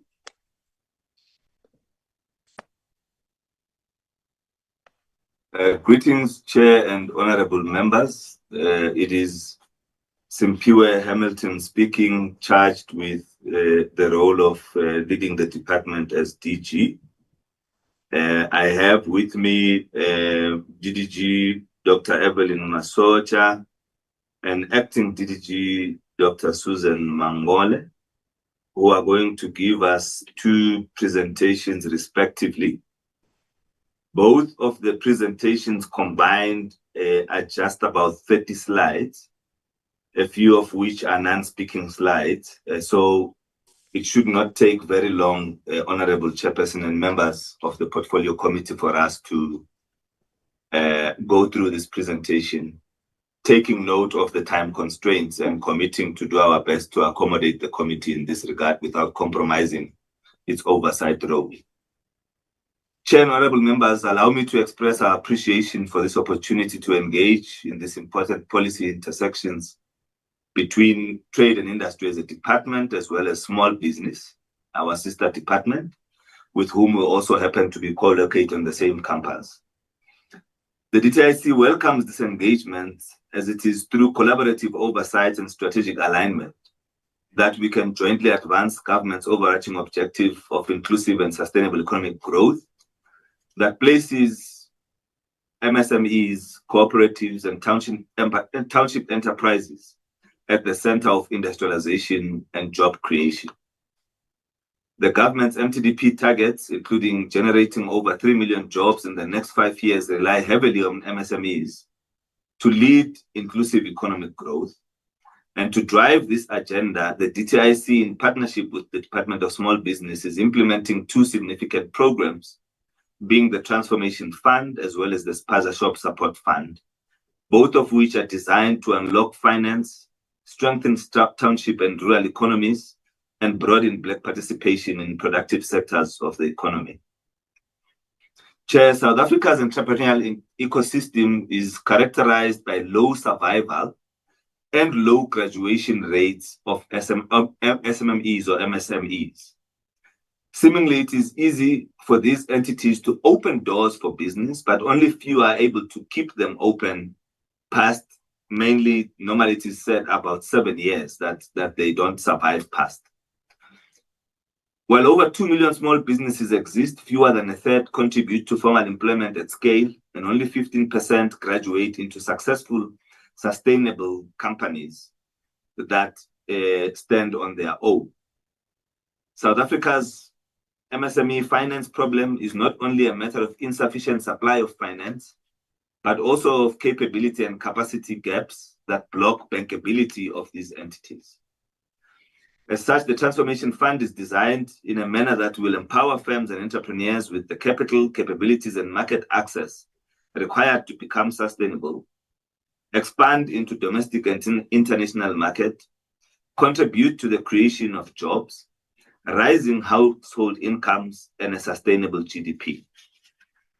As a country, South Africa has over 2 million businesses, most based in townships and rural areas that reflect the national entrepreneurial energy, yet remain marginalized from the formal economy.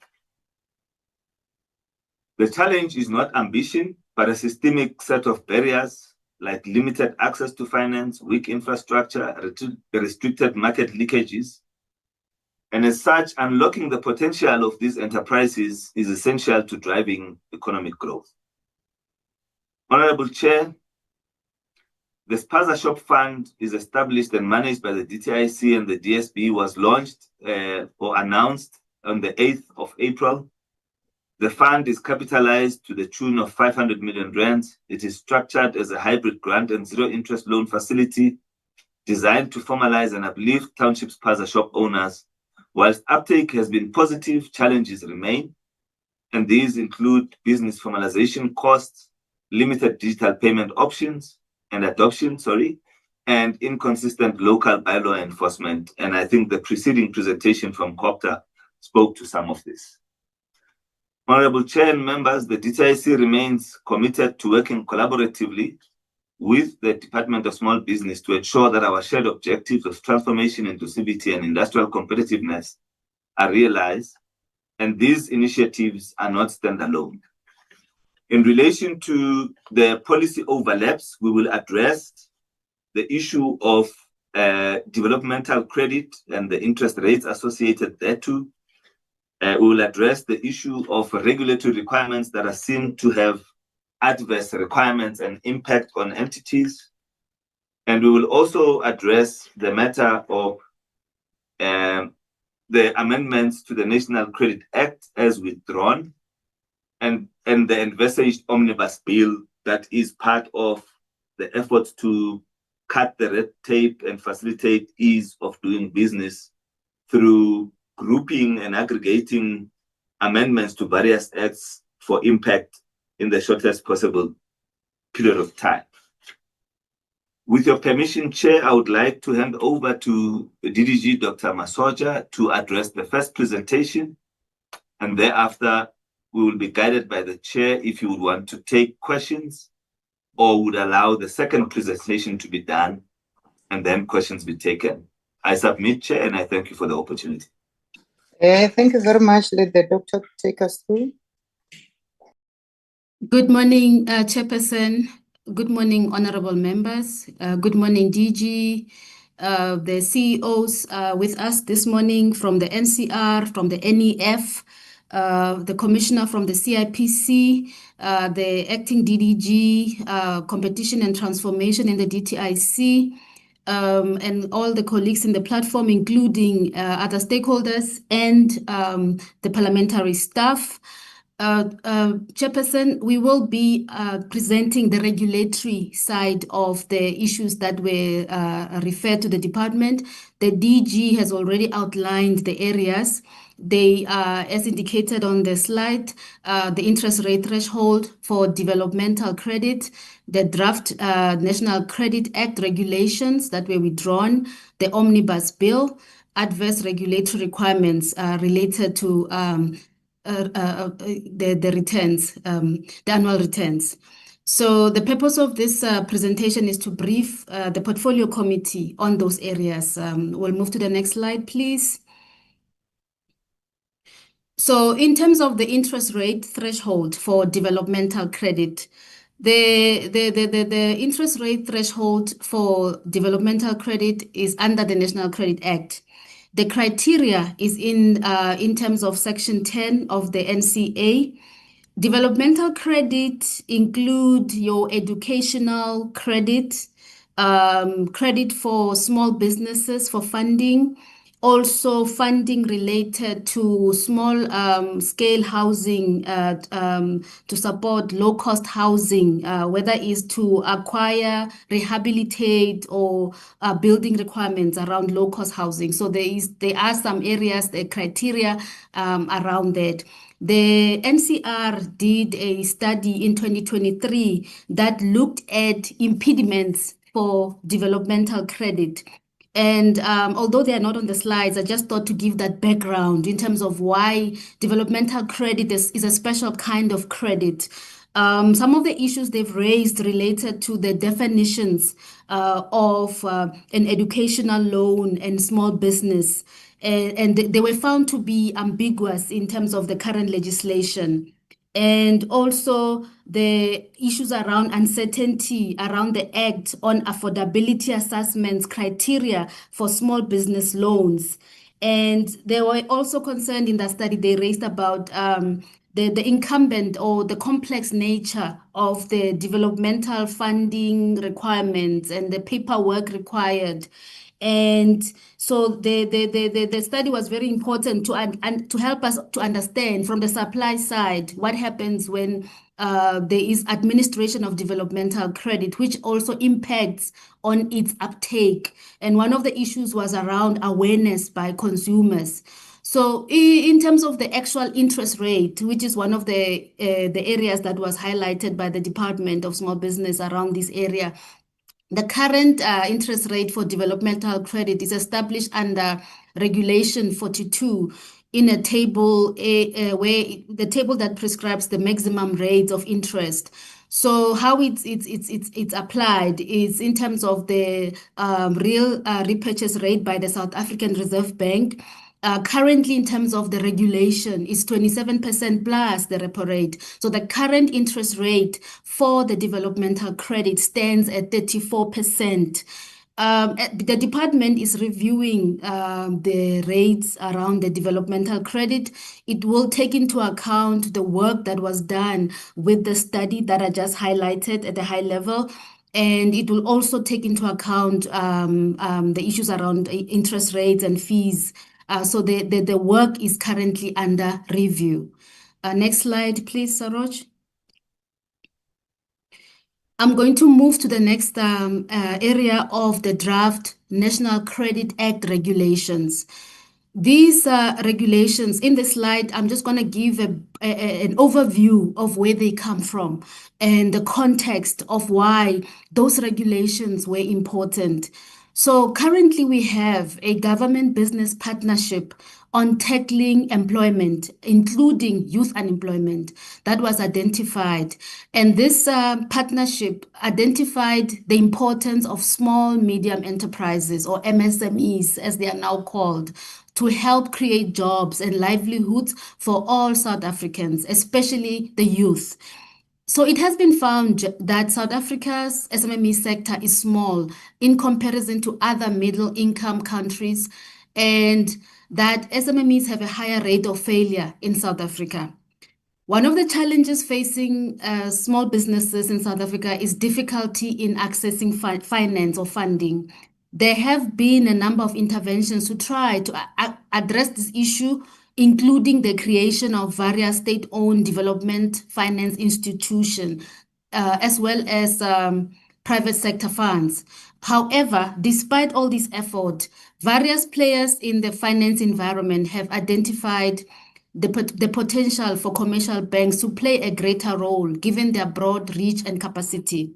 So in 2024, around mid-year, the government business partnership, they identified the need to work with the banking sector to address obstacles that may be preventing the banks from playing a greater role in this area. So the business formations we have in the country, as indicated in the slides, they then form part of this engagement. So during December, there were engagements with business leaders from the banks, from the formation of business and government departments, including the Presidential Youth Employment Intervention, the YES program. So other departments were involved, such as National Treasury, the DTIC, the Department of Small Business Development, Business Unity South Africa, the Banking Association, and then the project management unit of the presidency that is also coordinating this work.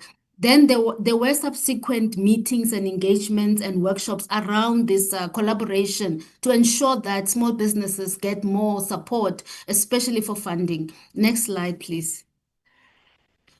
So this government business partnership is very important, especially to try to grow the economy and for addressing youth unemployment as indicated. And as indicated, it was formed in mid-2024, which was in June, initiated by the president and the other role players. So the president tasked the ministers to be part of this formation. The ministers include the Minister of Employment and Labor, the Department of Trade and Industry, Mr. Pakstau, the Department of Small Business Development, the Department of Higher Education. And it identified 4 levers to jointly focus on for ensuring that the work is done accordingly. The levers focuses on the areas, I'll call them areas, SMMEs and informal economy, demand-led skilling and youth hiring pathways, amongst the areas that have been identified. So the job growth sectors. So these are the areas that have been identified to look at growing the economy, skilling the young people, looking for opportunities for jobs, and then addressing the issues of smaller businesses and the informal economy. And there have been many meetings between the government leaders and business and ministers, DGs, and officials form part of that collaboration. So they have got structures from the working groups, technical groups, core technical groups, joint committees to look at this work. So it's quite huge in terms of coordination. And also there is a presidential meeting or presidential coordination that also feeds the work that is done by these structures. And the DTIC is part of, you can go back a bit, Sarosh, please. The DTIC is part of the SME financing and informal economy structure working group and the other technical groups. Yes, you can move. Thank you to the next one. Thank you. So the context of the regulations is from the National Credit Act of 2005. The concern there was that we need to use the National Credit Act as a tool to ensuring that businesses, SMEs, are properly profiled by financing institutions. So one of the concerns they were addressing is that there is limited information available in the credit bureaus regarding the SMEs, whether it's their debt obligations, whether it's their credit and repayment behavior. There are challenges in terms of how they are profiled when their risk is being determined.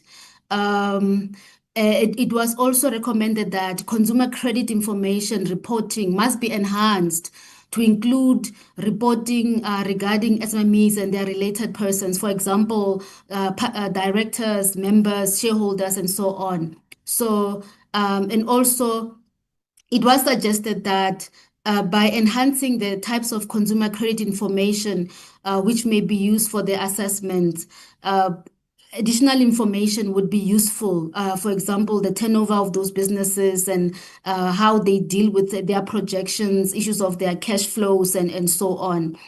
One of the key points was that banks need to have access to accurate information, and credit decisions must take account of the client's financial position and credit history. In order to do so, banks need to be in a position to draw on a variety of data sources and to take account of the future revenue flows as indicated. So accurate client data is key to lenders' ability to assess the risk and make appropriate credit decisions. So the regulations were gazetted in August of 2025. You can move to the next slide, please, Sarosh. They intended to ensure the growth and development of the MSMEs and to reduce credit provider reluctance in granting credit to the smaller businesses by including their information in the national credit regulations to be accessed in the credit bureau regulations. So these regulations, just at the high level, I'll indicate that the regulations were, in terms of the numbering, it's Regulation 18, Regulation 19, and Regulation 23A. So Regulation 18 deals with the maintenance and retention of consumer credit information by credit bureaus. Regulation 19 deals with the submission of consumer credit information to credit bureaus. Regulation 23A deals with affordability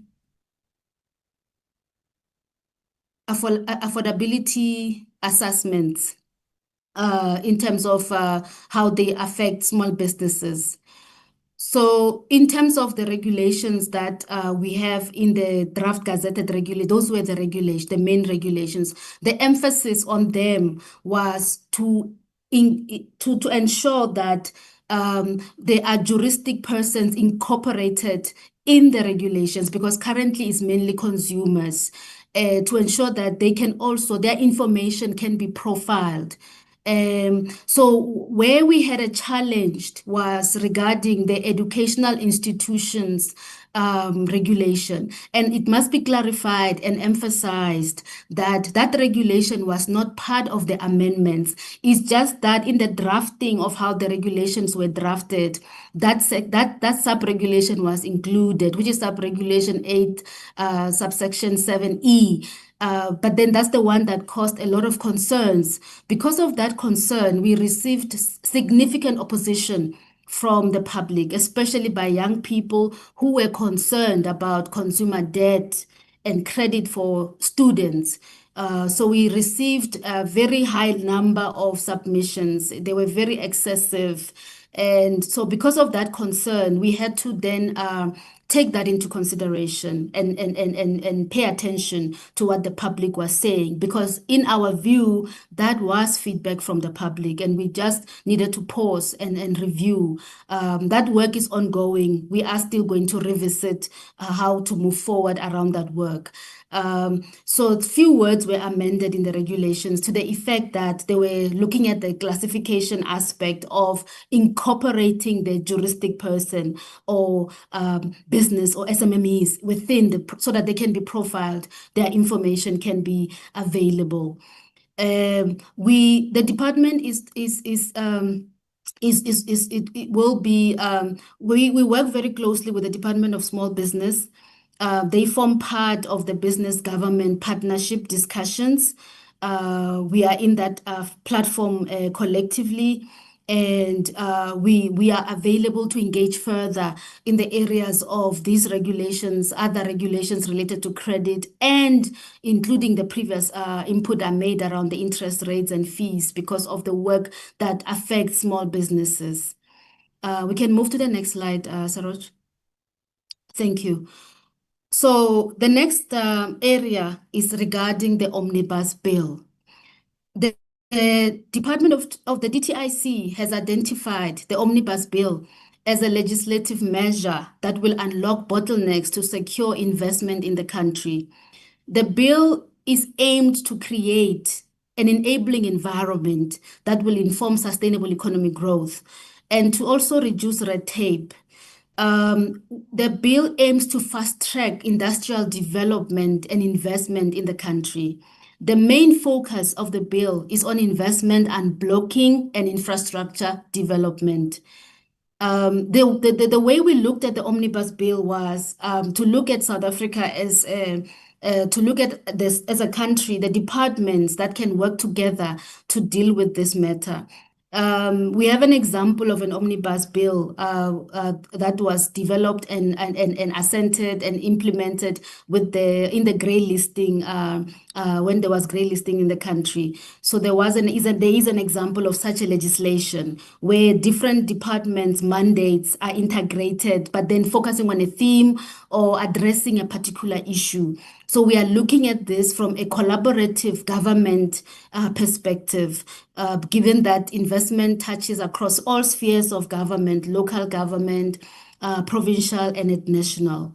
The bill is planned to be developed and tabled for submission this financial year to our minister. So that work is ongoing, its development. We initially, when we were tabling our annual performance plan and plan of the department, we did indicate that we are working on the omnibus bill. There were a list of legislation that was identified. That list is still work we are undertaking, is still ongoing. And to strengthen the work we have already shared, we wanted to also incorporate more views. So the department has been undertaking consultations based on the list that we have developed initially. And we also developed a discussion document analyzing various laws, not just from the department, but from other departments. We are currently also engaging or consulting other government departments, including the Department of Small Business. We are currently trying to arrange more further engagements with colleagues, and we would really appreciate inputs around legislation that can be included in the Omnibus Bill related to investment and blocking from an SMME perspective as well. So we are in consultations with the other departments, including the Small Business Development Department. The next area is on the adverse regulatory requirements that addresses issues around statutory return fees, annual returns. So this slide clarifies the legal basis for annual returns. So there is an obligation to file annual returns as established under Section 33 of the Companies Act, which states that every company must file an annual return in the prescribed form with the prescribed fee within the prescribed period after the anniversary of its incorporation. Companies regulation further outlines the procedural requirements for filing these annual returns, including the submission of financial accountability supplements or audited financial statements, depending on the company's classification. In Section 82 of the Companies Act, this section empowers the Commission to remove a company from the register if it fails to file annual returns for 2 or more consecutive years and does not provide satisfactory reason to remain registered. So if the reasons are not sufficient, it can result in the company being deregistered if it has not met those requirements. Then Section 83 clarifies that upon removal from the register, a company is considered dissolved, although liabilities incurred prior to deregistration remain enforceable. So if there are additional costs that were incurred in the process of the company, the liability remains despite the deregistration process. Next slide, please. The purpose of and the objective of the annual returns include annual returns, in summary, can be seen as the annual renewal of the registration of a business. They also, the new company registration is not an indication of economic activity, but the filing of the annual renewal provides better insights into this in this regard. So when a company registers, files an annual return, it shows that it's active, it's still in business, unlike just the registration.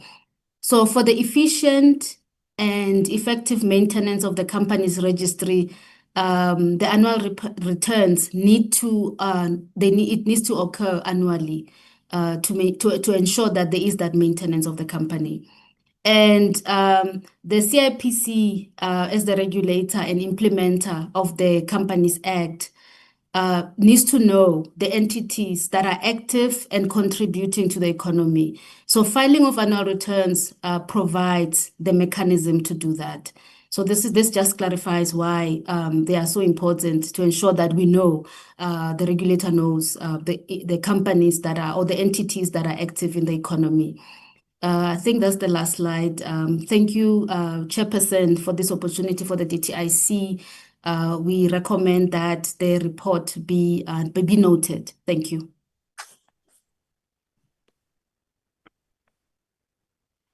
Thank you very much for the presentation. I really appreciate. It is now for the honorable members to interrogate the report, raise questions or give comments or advices where it is due. Honorable members, let me see by a show of hand or hands, if ever you have something to say to us. Honorable Matulela, I see your hand on the side of the chat group. You will be the first one. Your 5 minutes start now. Then I'll be noting the other hands. Over to you, Honorable Matulela. Chairperson? Yes? Just a quick one, Chairperson. There are still 2 more presentations outstanding. Do you want to take the questions now, or you would rather let DTIC finalize all the presentations, then you take questions at once. I thought they are done, after she said thank you, I waited a little bit and then I did not hear anything. I thought maybe they are done. I would prefer that they finish off all the presentations before we engage. Thank you, Chairperson and honorable members. Good morning to the Chair and honorable members of the Portfolio Committee. My name is Susan Mangole from the Transformation and Competition Branch. As DG alluded earlier, we've got the report on the Transformation Fund, as well as the report for the Spaza Shop Fund. The next slide. So starting with the Transformation Fund is anchored through the Constitution and the BBBE Act. It aims at aggregating various financial interventions of the BBBE to drive inclusive growth and structural change. So the fund is a strategic response to economic stagnation. Through the BBBE Commission, we have noticed that BEE has become a tick point and a compliance. So we are actually, the Transformation Fund addresses South Africa's enduring challenge of unemployment and inequality using various tools that we have.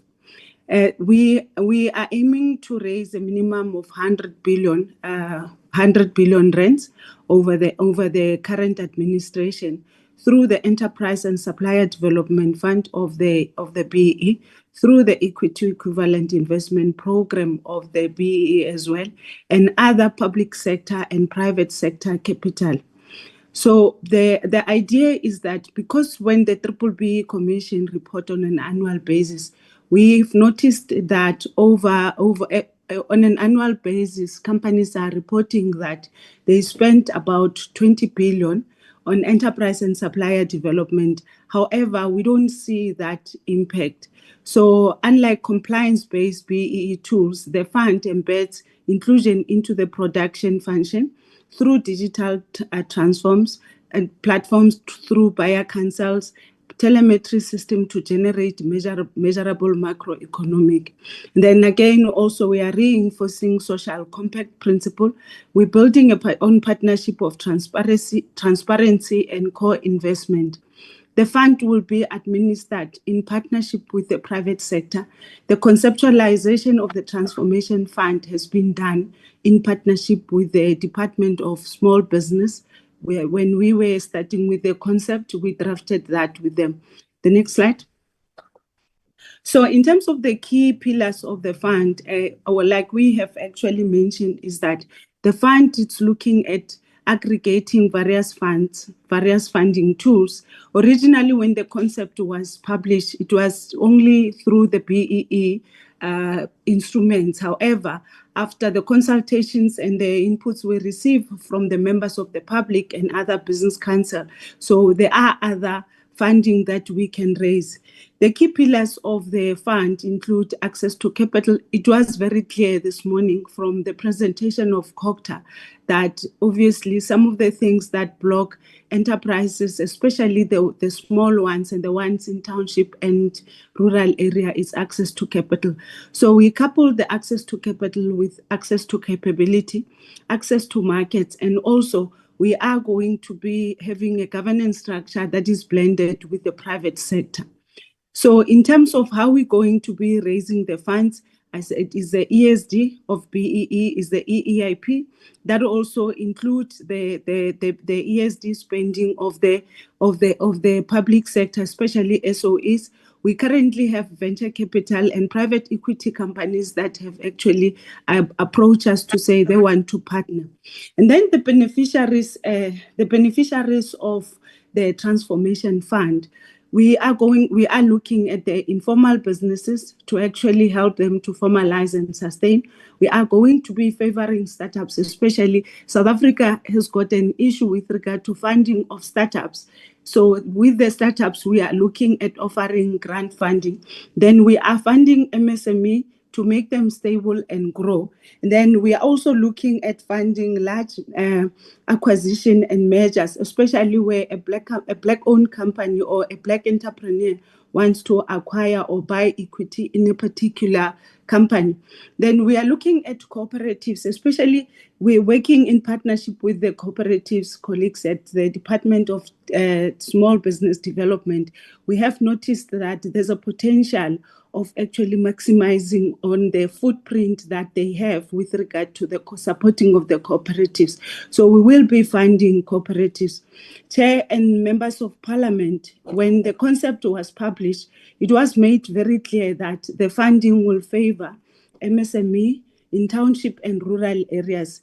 Then we're also going to favor women, youth, and people with disability, business owned. So in such a way that the fund will have a sort of a designated group facility. So we are looking at setting aside 50% of the fund for the designated group, including businesses in township and rural areas, businesses owned by women, youth, and people with a disability.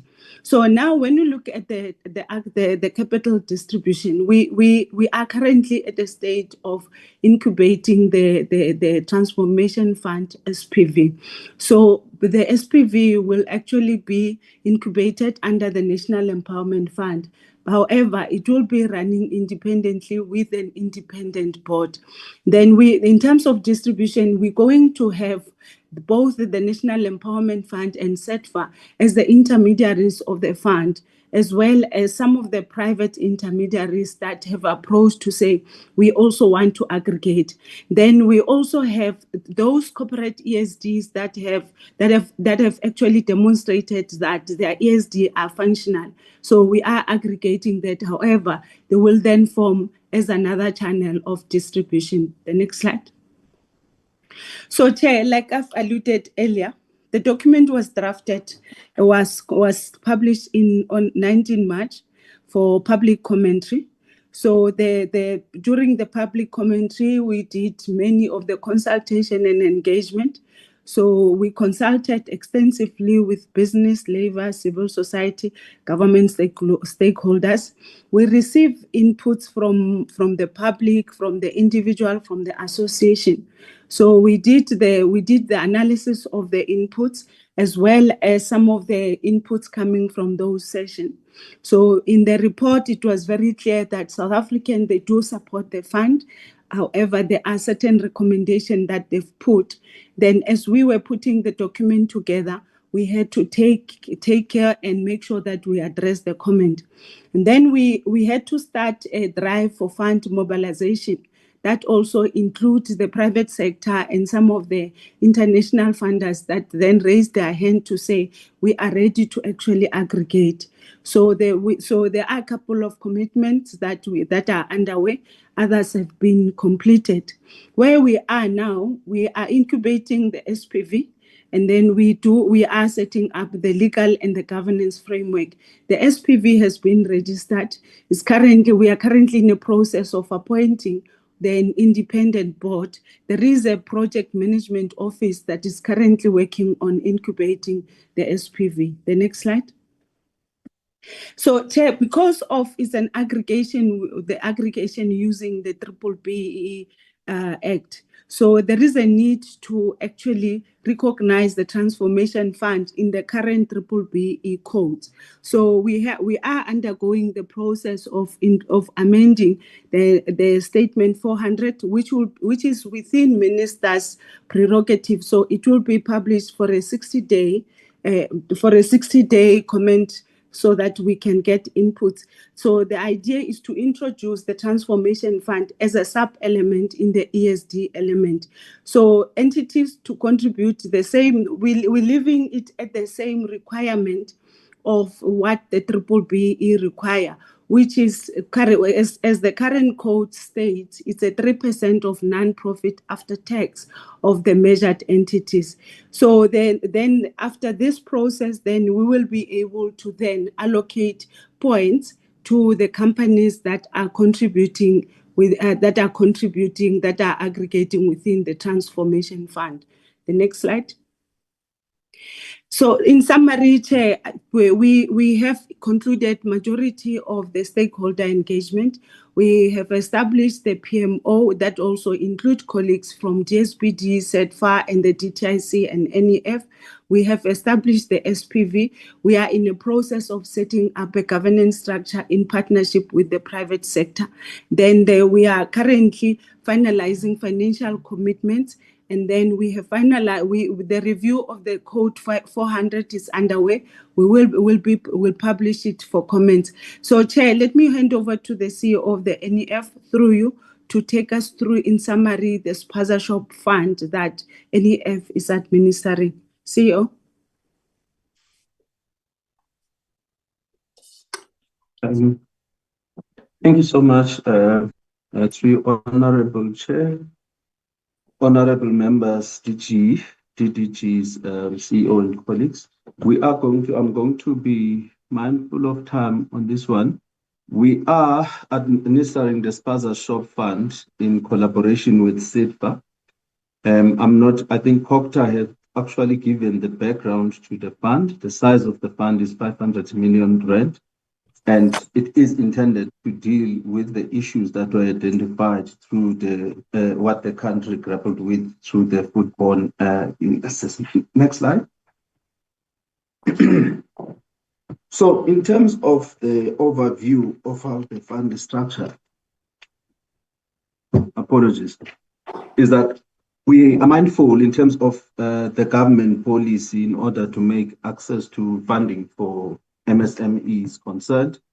So the funding is structured in the form of a grant as well as interest-free loans. So the stock element of the fund, it goes up to a maximum of 40,000 rand per investment for 40,000 rand. And then we are also assisting the businesses with the assets and the infrastructure. That is the look of the businesses and ensuring that we deal with the issue of food safety.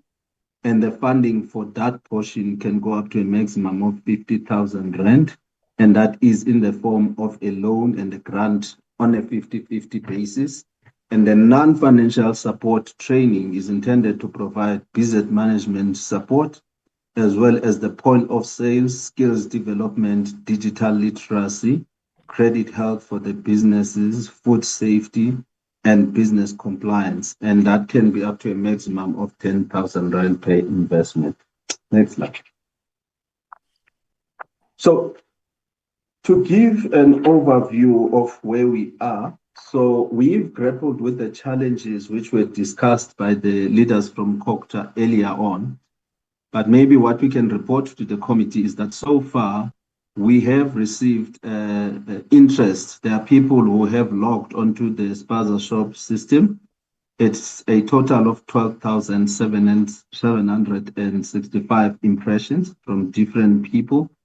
Of those, there is a number of 2,726 which were found to be eligible because the funding that we provide is only intended to support South Africans, and also South Africans who are actually compliant with the requirements.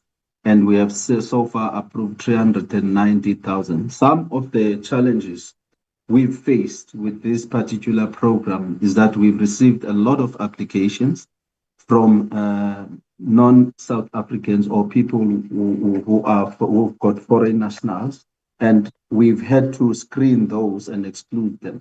We've also dealt with the risk of fronting. So we spend a lot of time dealing with the applications to ensure that there are no South Africans who are actually fronting on behalf of foreign owners.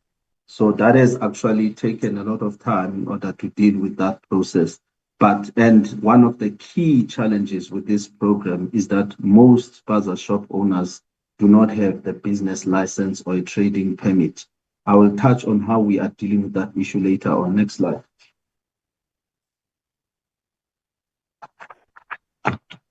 So the issues which are mentioned on this slide were covered by the colleagues from COGTA, so I'll not repeat some of them, but maybe what I can say is that when we identified the challenges with licenses and operating permits, what we have done is that we are utilizing some of the funding in order to assist the Spaza shop owners in order to be able to deal with the compliance requirement.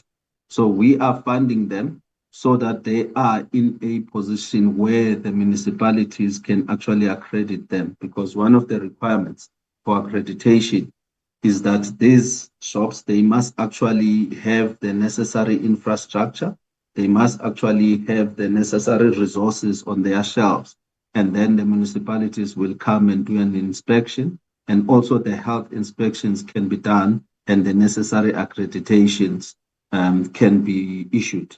Now, this means that in certain instances, then we might need to do the funding from the infrastructure point of view in order to assist these businesses in order to meet those requirements. So we have, because since the start of the program, we faced with a challenge that we had a requirement of the licenses before we could fund, but then we realized that we need to assist with funding in order for them to be ready for that accreditation, and also to ensure that they are actually operating in a manner that meets the food safety requirement.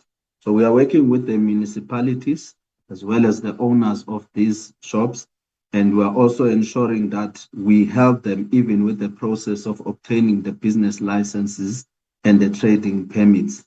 And we provide the post-monitoring activities even after we fund the businesses. So since we've come up with this approach of assisting these businesses, we've seen the numbers increasing in terms of the businesses that are now we are able to fund and also assist in order to ensure that we've got more South African owned businesses that are operating in the Spaza shop environment. Next slide.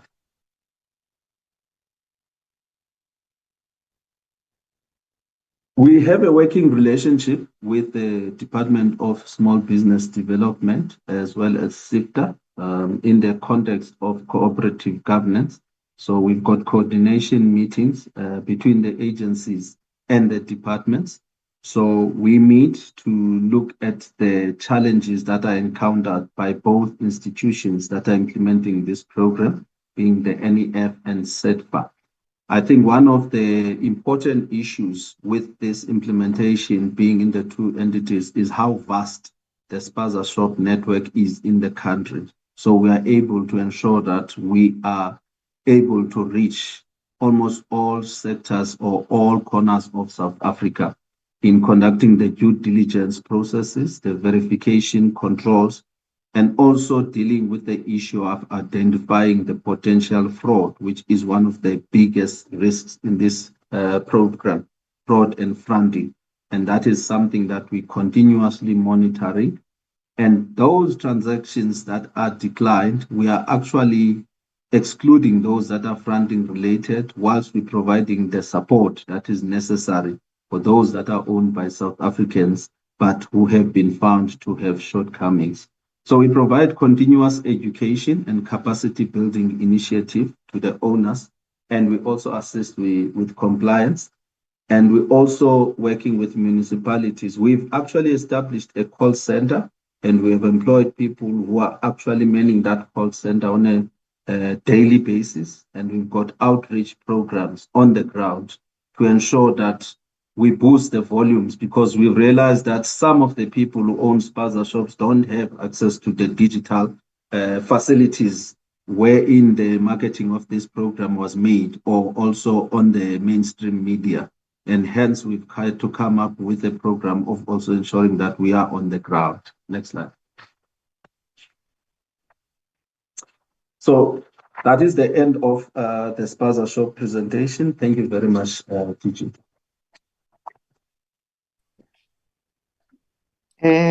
DJ?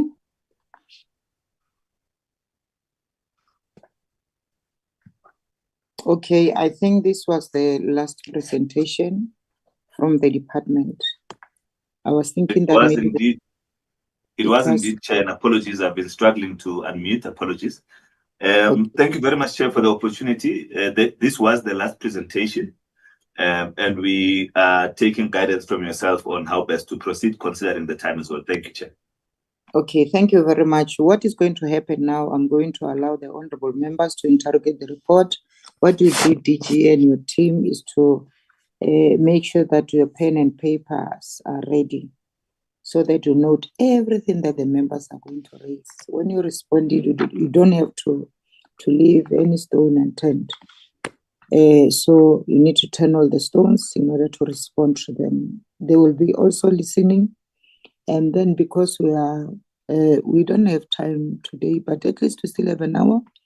If you did not manage to respond to their questions, you then respond through writing. Though there is a serious complaint that we will keep on waiting or forever waiting for the responses and we do not get them. It will be different, I believe, in your case and your team. Thank you very much. We are going to start with the Honorable Member Matulelo. I would request that she start as I continue to note the hands from the honorable members. Thank you very much. Over to you, Ma. And the Honorable Kruger was the second one. Yes, Thank you very much. I'll note them. Okay, ma'am. Thank you very much, Chairperson. We hope DTIC will come back again because I'm not satisfied with the time constraints.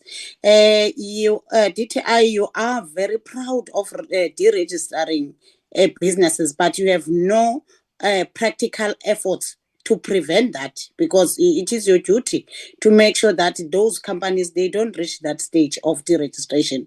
We remain concerned that the presentation reflects bureaucratic alignment rather than a tangible transformation in support of small and Black-owned businesses. We reiterate that the DTIC's policy focus must shift from bureaucratic coordination to direct economic transformation. Affordable finance, simplified regulations, and protection from predatory credit practices remain urgent priorities if small businesses are to become real drivers of industrialization and job creation. Chairperson, we've been discouraging the middleman model, either incubation or intermediary approach. But again, the DTIC still is forcing it through. The key question is that as DTIC accept licensing current existing few Spaza shops, how many have they personally established? Where in the country? Because now we are now sitting in this same question that they are prioritizing the foreign national owned Spaza shops, but also they've neglected our own South Africans. But there is no clear indication on which Spaza shops were personally established by the department. Transformation Fund and Spaza Shop, the presentation reflects continued policy weaknesses, implementation bottlenecks, and limited structural transformation in favor of the Black majority and township economy. We remain deeply concerned that it remains conceptual, bureaucratic, and elite-driven, with little evidence of tangible impact on the ground. The transformation levy proposal of 3% of the turnover is regressive if not properly structured. If it is also risking the becoming other tax burden passed into our consumers and workers, while large corporations continue to control production and ownerships. Once again, Chair, without forgetting to thank the EFF for standing firm on behalf of the criminalization and blacklisting of the innocent student by DTIC. A big thanks to our honorable Sihlelunzi in the department. The fund, as currently conceptualized, fails to align with the radical economic transformation agenda envisaged in the Freedom Charter. The people shall share in the country's wealth. With Spaza Shop Fund, Chairperson, the requirements for business licensing or trading permits remains a key exclusion barrier for genuine Spaza Shop owners, many of whom operate informally due to municipal red tapes.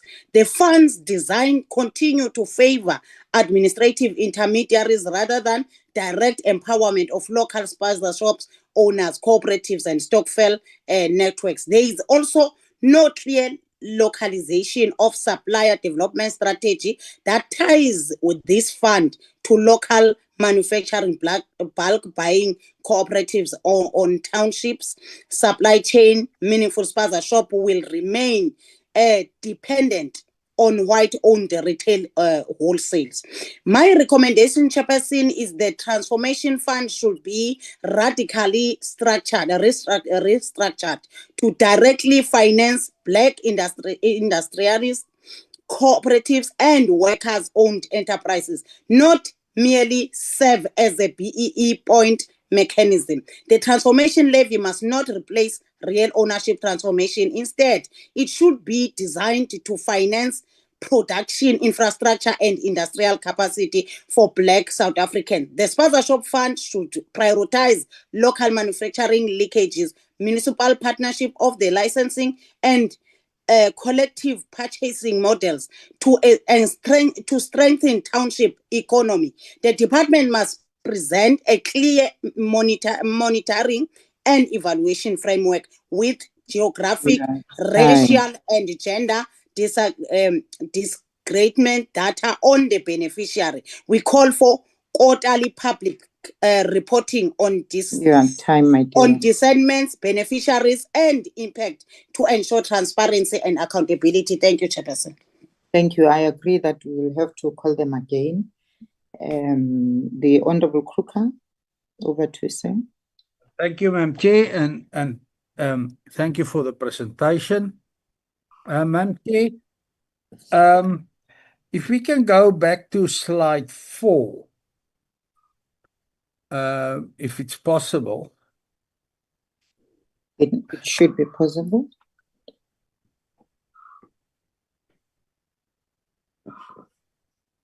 Not of the Spaza shop, of the transformation fund.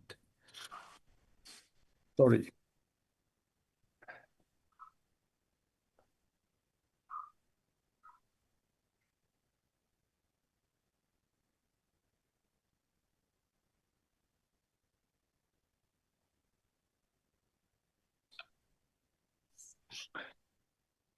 This is yeah, that's it. Thank you, Chair, and thank you for this slide. Now, Chair, if we look at the beneficiaries,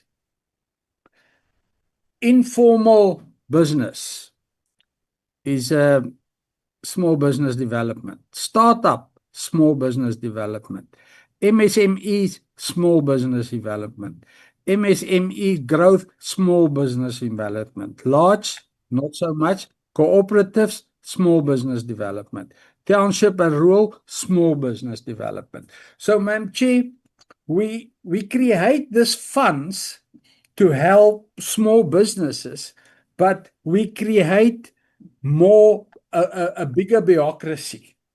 It costs money for these officials from a different department to help our departments target market with finances. Why on earth don't we just transfer the funds to SETFA and get the job done? At the end of the day, we are the experts. We know already where is the bottlenecks. We know already how this finance of small business, especially Spaza shops and all this, are working.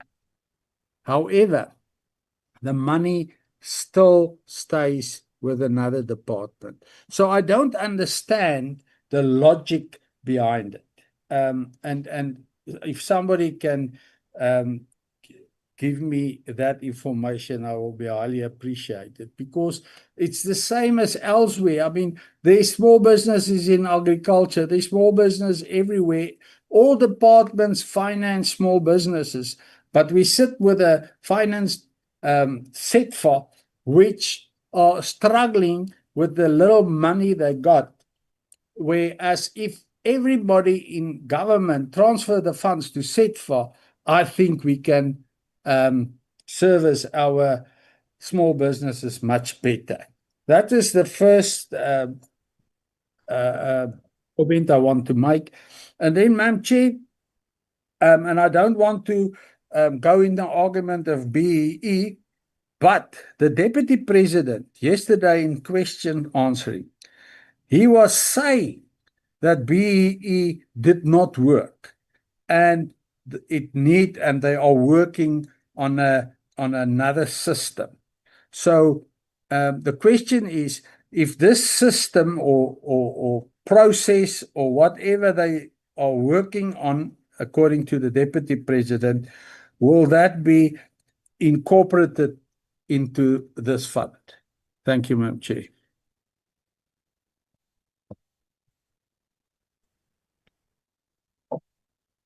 Thank you very much, Honorable Kruger. The Honorable Member Malimach. Over to you, sir. Thank you very much, Chair. Let me approach this thing this way. Start by saying you see NCA. I want to reiterate my call for many years that sometimes it's not the intention, but are the terms and conditions which are there in that act that becomes a problem because they remain invisible, in particular the lenders and the borrowers, between the two. And until we embark on a policy shift, if not policy formulation, that will assist that particular aspect. The two might have genuine intention, but at the end, you'll find that we miss the target, all of us, and we play games. That will be blaming games. Second aspect, which is a national matter, especially when we are dealing with business in terms of the status, where we target certain tech sectors in a form of youth, women, and we create a pool of unemployment men who, when they are not having anything in a form of income, they become violent and aggressive, end up adding more on GBVF. I'm saying let's consider balance in that act, because in business it's about to qualify as much as we give those priorities. I don't want to be hooked in, but it will be wrong of me if I don't correct that. Yesterday, because I'm in the House, the Deputy President of the ANC of the Republic, when questioned about those who are part of the GNU but are not in agreement with the BEE, he said, and I quote him verbatim, "We are trying very hard to make them understand that we are dealing with the legacy of apartheid." Close quote. The issue here, Chair, that creates a problem is the campaigns. We tend to go to campaigns. I was with the Chair and other committees, members, including Dr. Mishwe, if not Pastor Mishwe in Soweto. The campaign, we were telling people to come, we are going to fund the Spaza shop owners, which also touches the issue of the startups. Everybody flocked in that particular venue. But when these individuals are approaching the department, if not the institution, it was a game changed altogether. And it comes back to say, now we change game rules when we are in the play. They came there in numbers to be assisted, as much as we're not condoning that notion that is Christmas for everybody. We forever advocate for inspection, regulation, compliance. But it seems like we are not assisting in enabling this business in terms of relaxing the red tapes for them to can access this fund. And therefore, it remains a campaign good outside, but in practice, it remains a campaign that is reserved for certain people who will only qualify it. And therefore, it creates a serious problem. So I'm saying the issue it must be also focused on the campaigns, so that the campaigns, when they say come one, come all, it must also be equals to what is on the paper. Paper must be ready to welcome everybody and enable everybody to be part and parcel of the business without any restrictions that were not set in the campaign. Thank you so much. Thank you so much, Honorable Malimacha. Honorable Mafagane, over to you. Thank you, Chairperson. I was also in the House, and I don't want to speak for the ANC because you are with a party that you don't even share the same mandate with. But I can tell you the Deputy President did not say that BEE does not work. Honorable Carol, please do not disturb the decorum of the portfolio committee. What I can, all right, let me continue. Leave the Honorable Malimacha alone. Thank you. We have an unequal economy here in South Africa. How will the transformation fund ensure it doesn't end up benefiting only big white businesses instead of genuinely supporting small emerging entrepreneurs who were previously disadvantaged? What checks and balances are in place to prevent this from happening? Thank you very much. Thank you very much, Honorable Mafagane. I don't see, okay, I see a hand of the Honorable Sapo. Over to you, ma'am. Thank you very much, Chair. Just two questions for me. On the fund, I just want to check, Chair, over the continuous education and capacity building initiatives that are conducted, of course. I just want to check the impact. Because for me, the numbers that we received earlier on from the presentation of COGTA does not necessarily reflect that the initiatives that this presentation speaks about really has an impact in ensuring that one, business owners or small or Spaza shop owners, they get capacitation so that they can be able to meet the compliance requirements. Now, I want to check how impactful is it? Are these capacity building initiatives, does the work, or they are not impactful?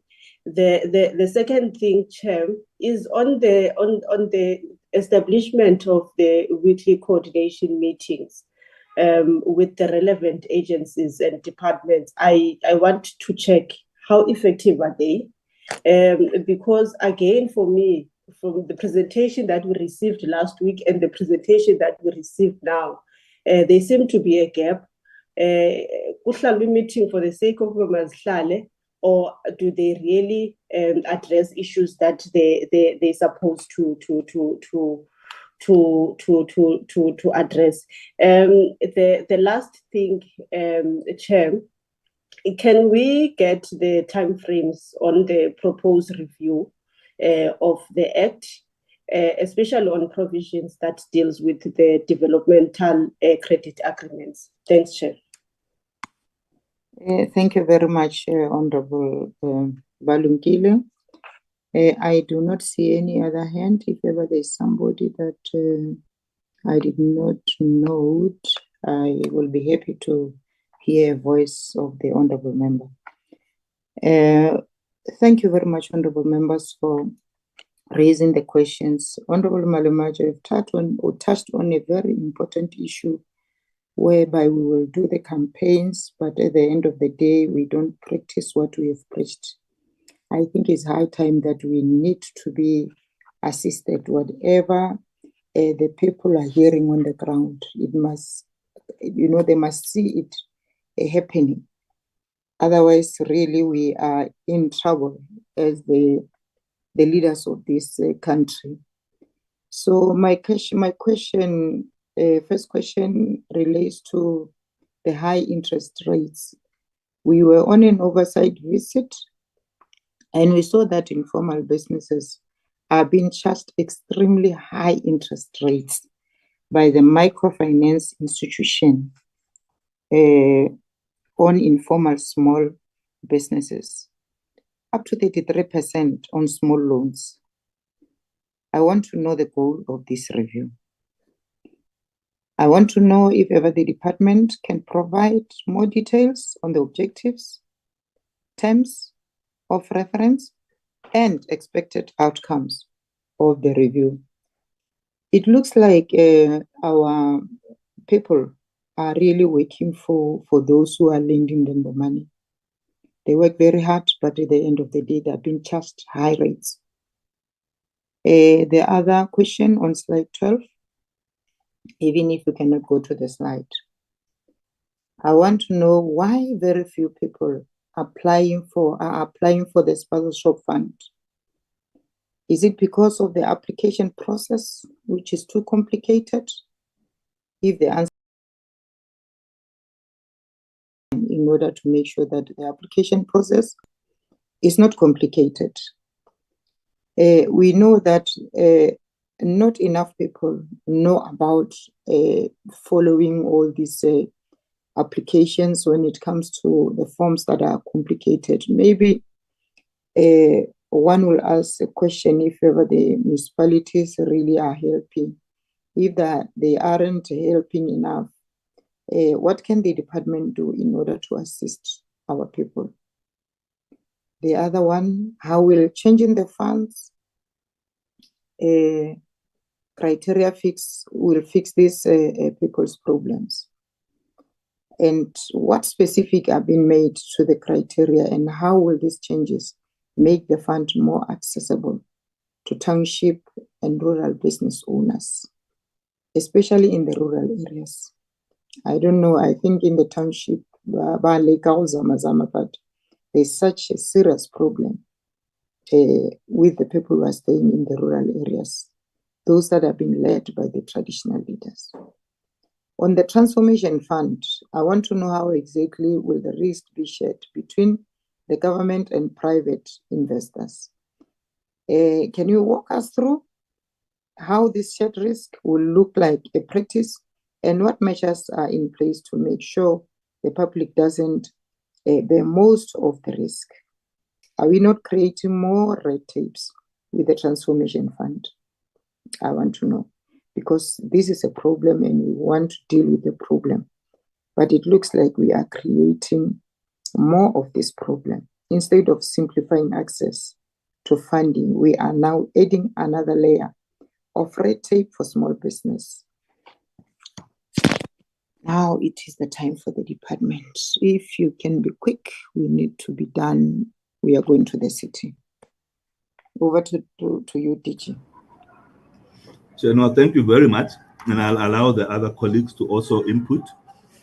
Noting the time constraint, the department commits in the soonest and quickest possible manner to respond to all the questions in writing, including those that we will attempt to answer orally to you now. So we'll submit a full response back to the committee within compliance and as quickly as possible. Having said that, Chair, and without requesting the Chair to protect the department, I don't think it is anywhere near the truth that the department is prioritizing foreign-owned Spazas. If anything, it is the direct opposite. And I would request Chair in future to protect the department and the officials from such accusations, which are also unfounded and far from the truth. Chair, there is also the issue of the mandate. The department did not set its mandate. It is conferred to it by the South African government and administrations at a given time. And everything that we do is within our mandate. And quite often we go over and above our mandate in trying to assist all spheres of government in various areas of our responsibilities and theirs to ensure that there is alignment, collaboration, removal of duplication, and maximum impact where possible. This department has a mandate that aligns with, contributes to, supplements and complements the mandate of many other departments, not just small business. And we are very careful not to encroach on those mandates. And we work very closely with the Department of Small Business. And in our experience, we are not encroaching on their mandate, and they have not raised the issue of us encroaching on their mandate. And so the targeting of cooperatives, SMMEs, etc., does not in any way encroach on the mandate of small business. It is informed by the mandate of this department being the custodian of the BEE Act. And what we are addressing is enterprise supplier development and enterprise development from the point of view of the BEE Act. The Department of Agriculture, for instance, will still engage with rural growers and so on within their own mandate. We engage with rural growers in other sectors. As an example, a new sector that is growing cannabis and hemp, because not to would be to leave those farmers to very minimal agriculture-specific support and not the opportunity to industrialize, not the opportunity to be able to export, because exports is not an agriculture mandate. And so the work that we are doing under the Transformation Fund is informed by the BEE Act, and it is addressing the failure of companies to develop enterprises in line with the BEE Act. And we are intervening there through the fund to ensure that these entities are properly funded, and we are providing over and above what the BEE Act provides for, not only capital, but access to capability as well as access to market, and a governance and telemetry-based system that will allow us to be able to see the performance of these companies and maybe be able to prevent them from not being able to fulfill their own ambitions of growth, of sustainability. Chair, also, the fund is not aimed only at benefiting SMMEs. We are actually funding for transformation as a whole. And so you will find that this fund will attempt to find employee ownership schemes so that Black people don't find themselves as owners of companies from which they never benefit because their shares are encumbered and all they have is a share certificate. You will find that this fund will intervene in critical sectors in terms of critical minerals, the auto sector going into new energy vehicles, and even critical minerals. So you may find us engaging with resuscitating some of the smelters that we require to be able to create jobs and support value chains spanning from infrastructure, construction, the automotive sector, and many other requirements that would require, for instance, steel. So it's a very broad-based fund. Our focus on presenting to the committee was informed by the fact that we are addressing the Department of Small Business, hence the focus on the elements that would fit within the mandate. And so, Chair, we will optimize the focus on SMMEs, small businesses, township and rural-based enterprises, but we'll also act beyond that as part of the fund. In terms of the campaigning and what gets undertaken at campaigns, we fully understand the frustration and will work with all stakeholders to ensure that the rules of any fund, any incentive, any initiative that we have are articulated and understood well in advance, so that when we all encourage participants to consider this, they do so within the context of what is intended and within the rules of what is intended. Suffice to say, Chair, that this fund is responding to two primary issues. It was foodborne illnesses that killed children in our townships and the illicit trade associated with that. And so it is that the issues of the enforcement of bylaws, the issues of occupational health and safety, the issues of complying with certain rules when you are preparing food or handling food that will be sold to our children cannot be compromised or waived as part of the application process. And so part of what the fund will do is to empower Spaza shop owners to comply. There are three elements of that fund, and one of them is just about infrastructure and ensuring compliance. So we are again going over and above to try and help entities or traders to comply and then be able to successfully apply and benefit in this regard. And I think it is not untrue, Chair, that yes, there are delays, there are challenges, but we are also doing our optimal best to ensure that this is in place. Also noting in closing, Chair, before I hand over, that we are talking about a fund that is yet to be operationalized, and therefore there are certain assertions that cannot be supported or substantiated, even if we try to respond to them, because we are about to operationalize. And so some of those may not be answered optimally, but we will do so properly in the written submissions. With your permission, Chair, seeking permission to at least hand over to the presenters of at least both presentations if they have any additional inputs. But the commitment remains that we will submit in writing in due course and within timelines. Thank you, Chair. Thank you for the commitment, DG. Yes, can we check if ever there is an addition to the team? Thank you, Chair. Thank you, DG. You've covered most of the areas, DG.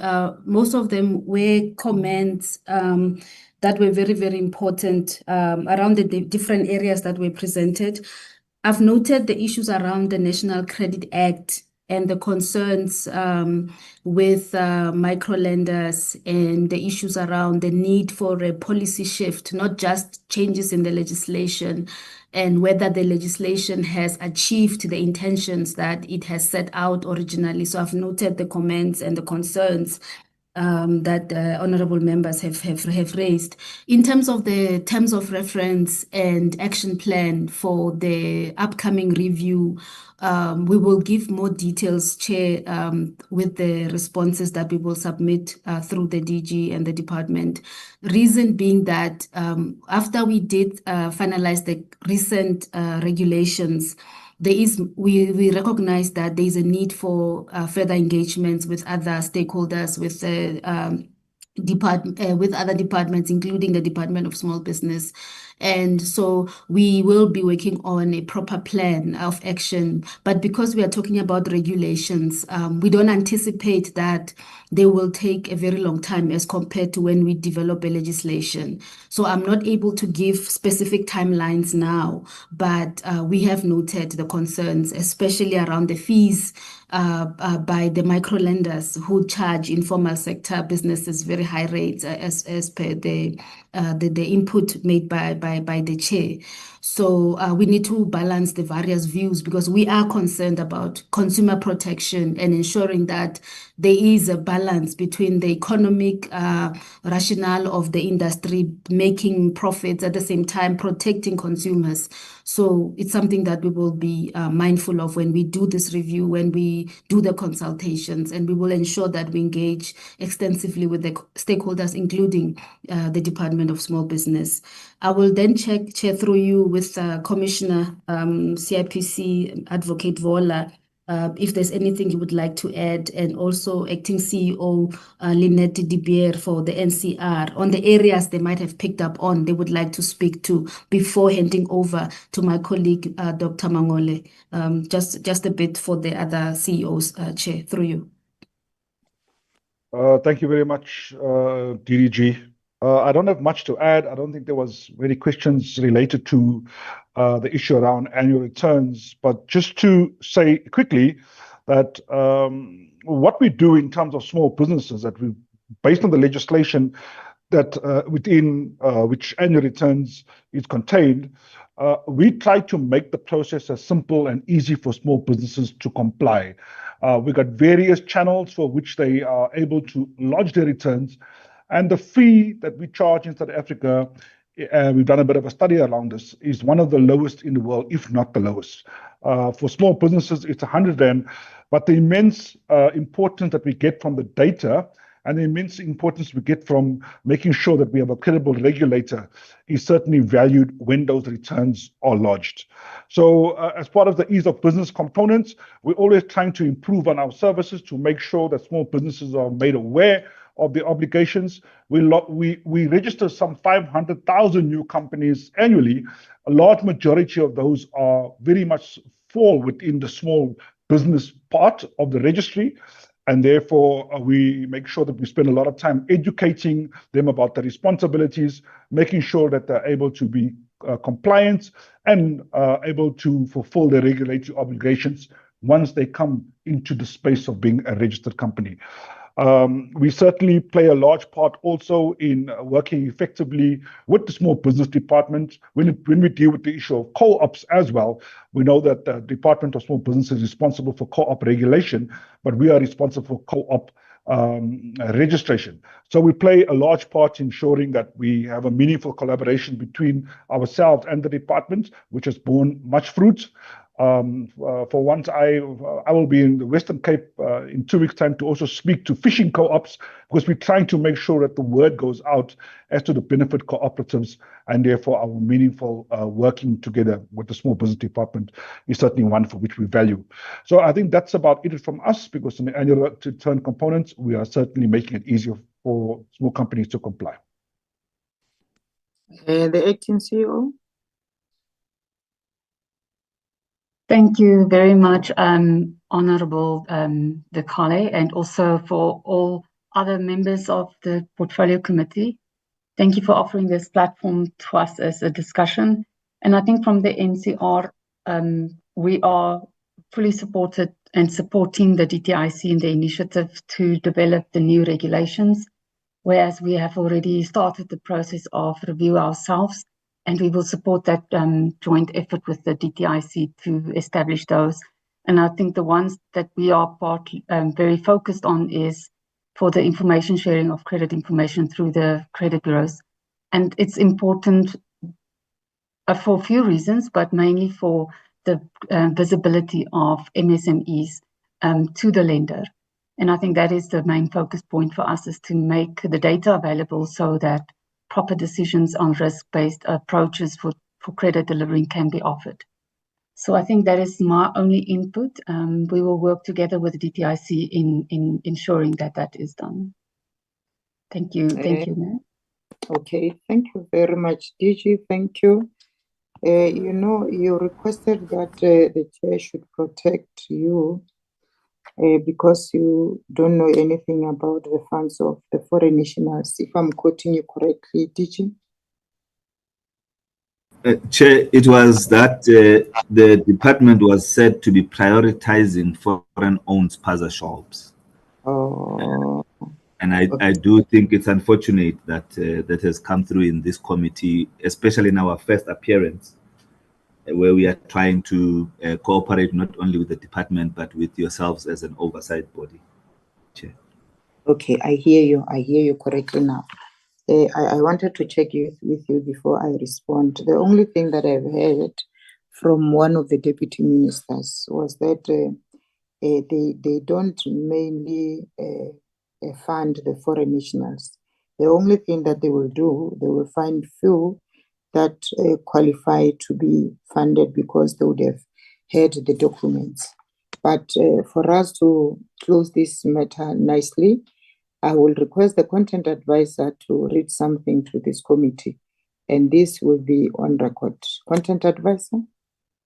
Chairperson, thank you very much. I think Advocate Fola partially covered me especially around the issue of returns. Maybe just to also clarify, Chairperson, that when we use annual returns, it's more of an example, on some of the regulatory impediments that we are identifying at the Department of Trade and Industry.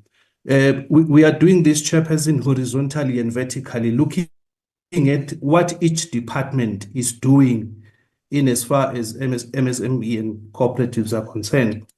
We will have the same session with the National Treasury as well, where we are raising, for instance, the issue of the sale of tender documents. What we do with the CIPC, Chairperson, we made an example, for instance, that in terms of the CIPC database, Advocate Fuller will correct me because we don't have statistics or data with regards to this issue. It's just a secondary research that we are doing. That, for instance, we've got 3.5 million entities on the CIPC database, most of whom are small enterprises. Say, for instance, you have 2 million paying 100 rands per annum.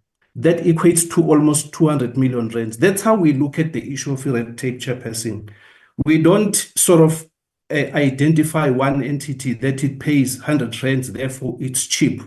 We look at the entire sector as a whole to say, if one entity out of 2 million pays 100 rands, that equates to 200 million rands. That's a loss to the sector as a whole.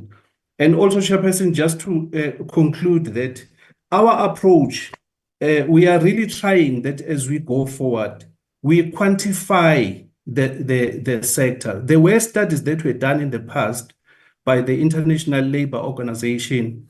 I think it was in collaboration with the Small Business Institute, if I'm not mistaken.